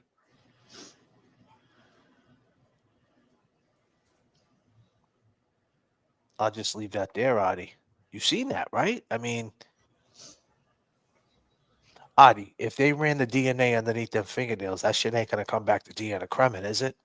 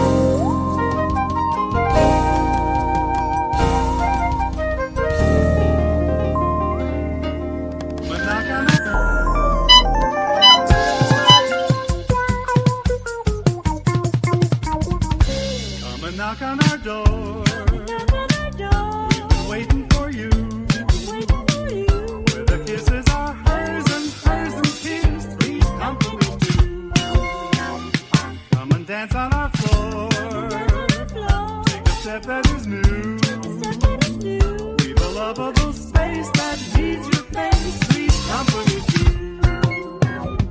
You'll see that life is a bottle and laughter is calling for you. But I'll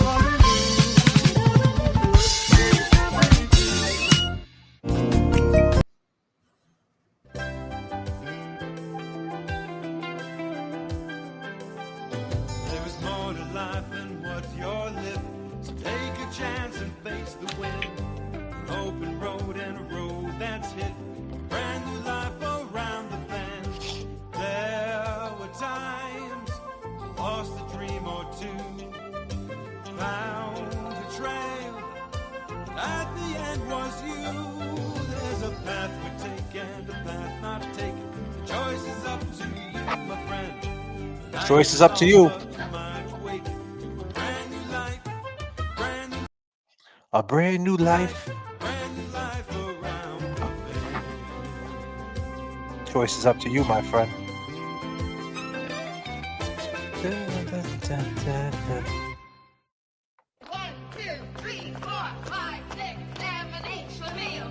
Run the DNA. Run the DNA. Give us any chance, we'll take it. Risk any rule, we'll break it. We're gonna make our dreams come true. Doing it our way. Nothing's gonna turn us back now. Straight ahead and on the track now. We're gonna make our dreams come true. Doing it our way. There's nothing we won't try. Never heard the word impossible. This time there's no stopping us. There's no stopping us, Artie. We're gonna do it.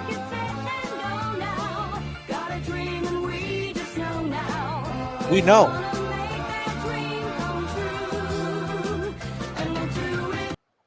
The long game is we're gonna do it our way, right, people? Absolutely.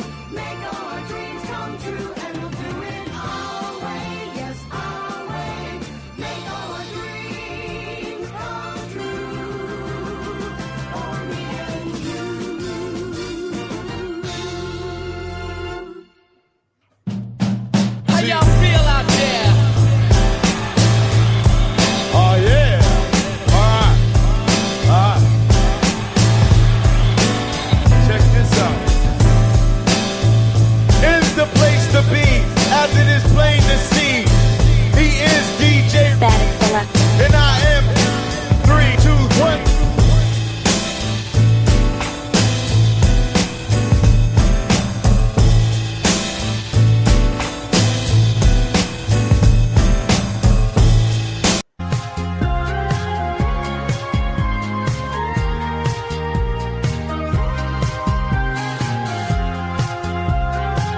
We're working too. Yeah.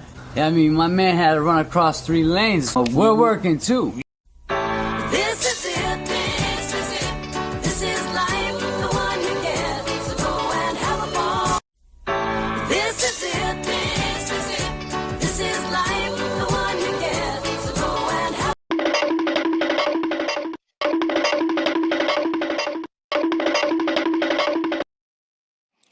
Ladies and gentlemen, we just reached that 3-hour mark. We're approaching onto the runway right now. We put the landing gear down. We came, we saw, we conquered. We had a great show. This is Part 22, Politics as Usual in Massachusetts, Artie Inconsistencies, live stream, hashtag Karen Reed, Free Eddie. Did he do it? I don't know. I don't know. It's looking more and more that Artie's not telling the truth about a lot of things. There's DNA underneath the fingernail clippings. We're trying to get to that. I'm sure Artie would want to know whose fingernail clippings they are. But, you know, tomorrow we're going to find out some things because Unforgettable is not going to forget to wear her Versace cologne and make poor Eddie go insane. Poor guy. And, yeah, so we'll see what happens. You know what I'm saying? But, yeah.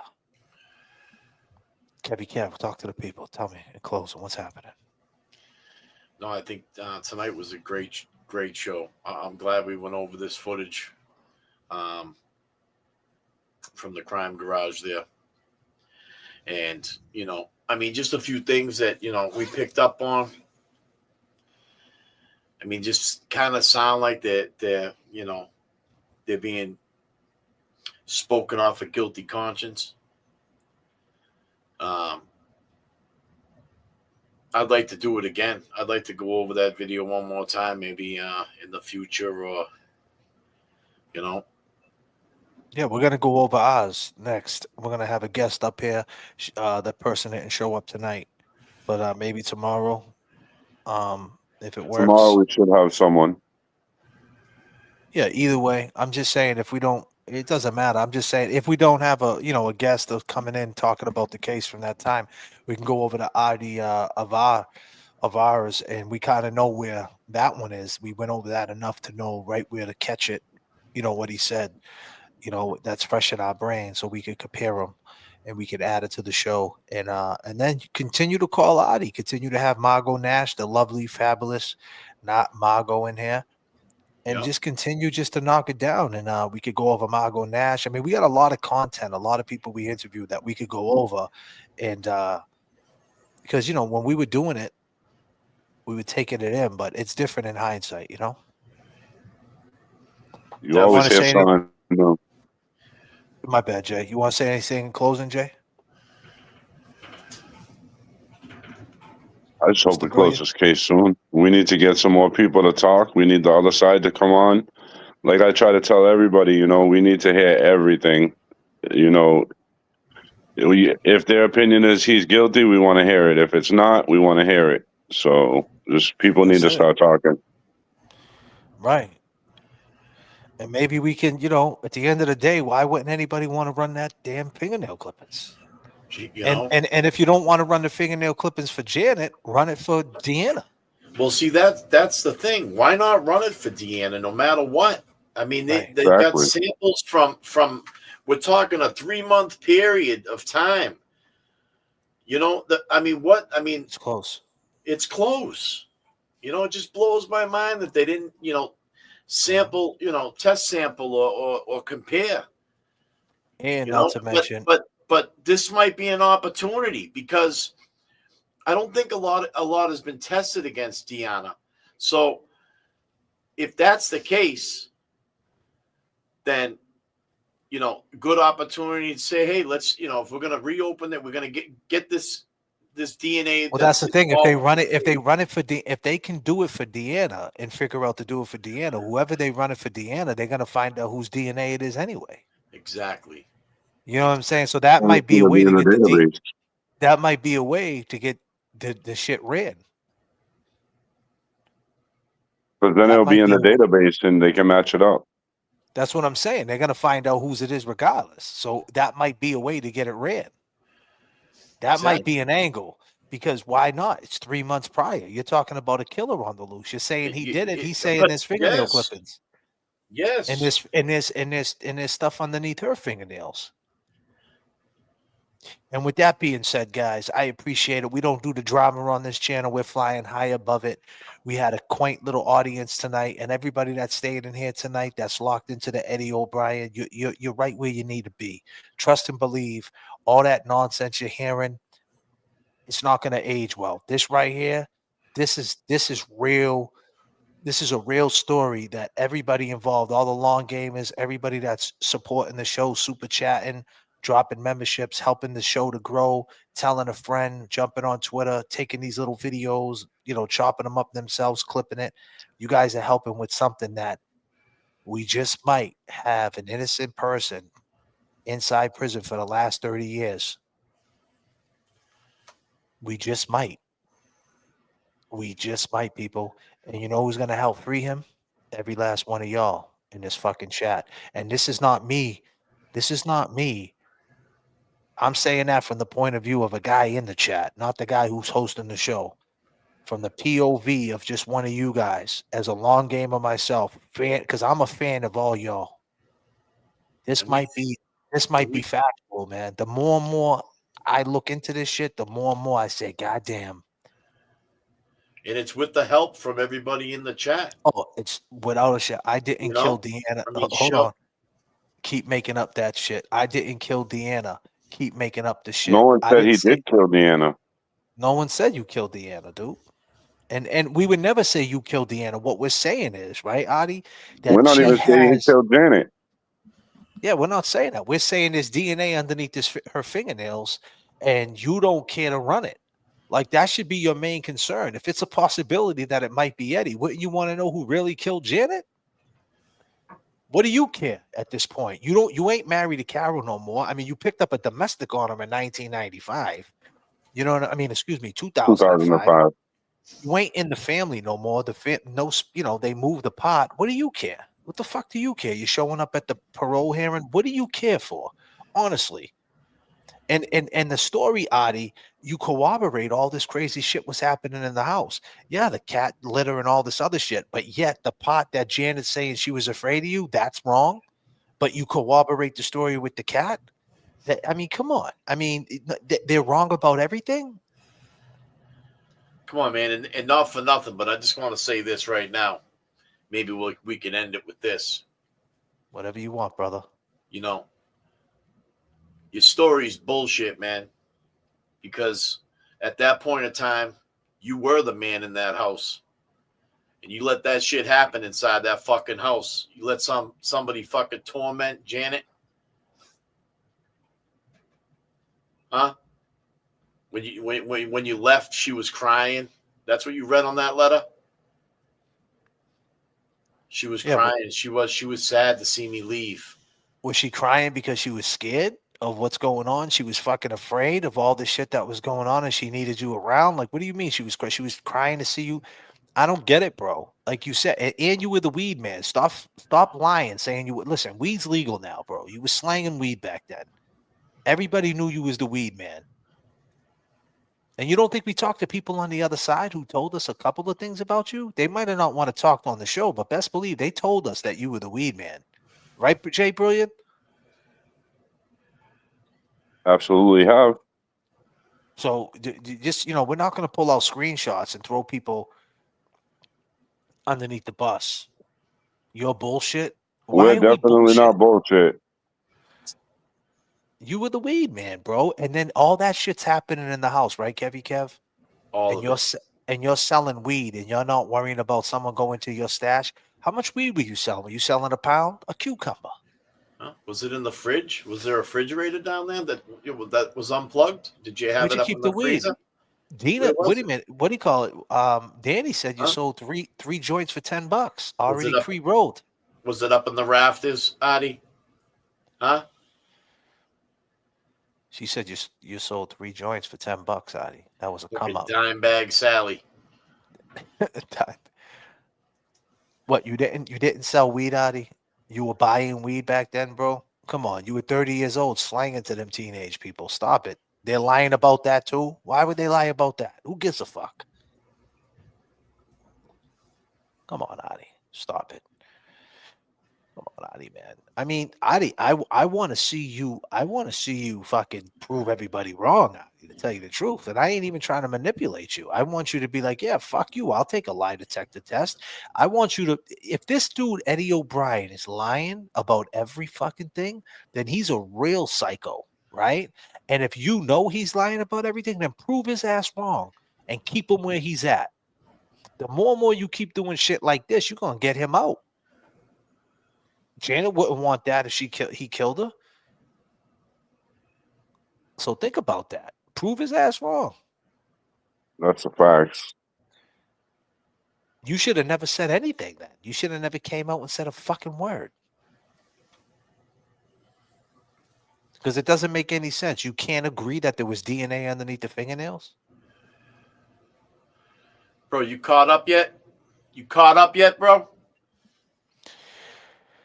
And with that being said, I go by the name of J.F.K. And I go by Kev. And I go by Jason Berlon. And we appreciate everybody that came out tonight. Peace and love, y'all. There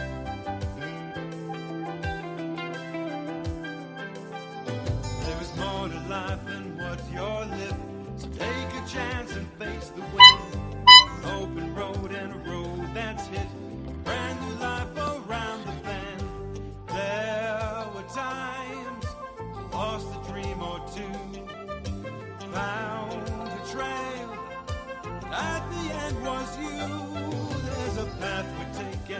Thank you, Kelsey.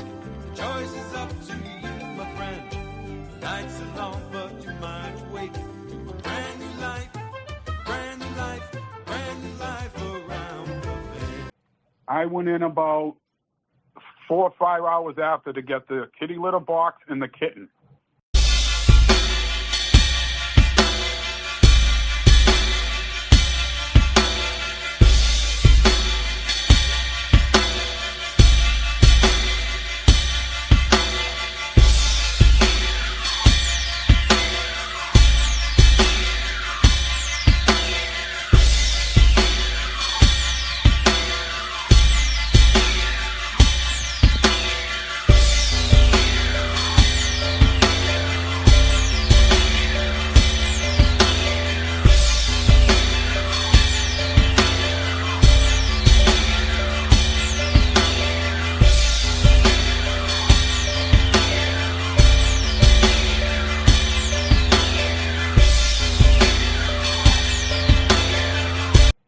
I went in about 4 or 5 hours after to get the kitty litter box and the kitten.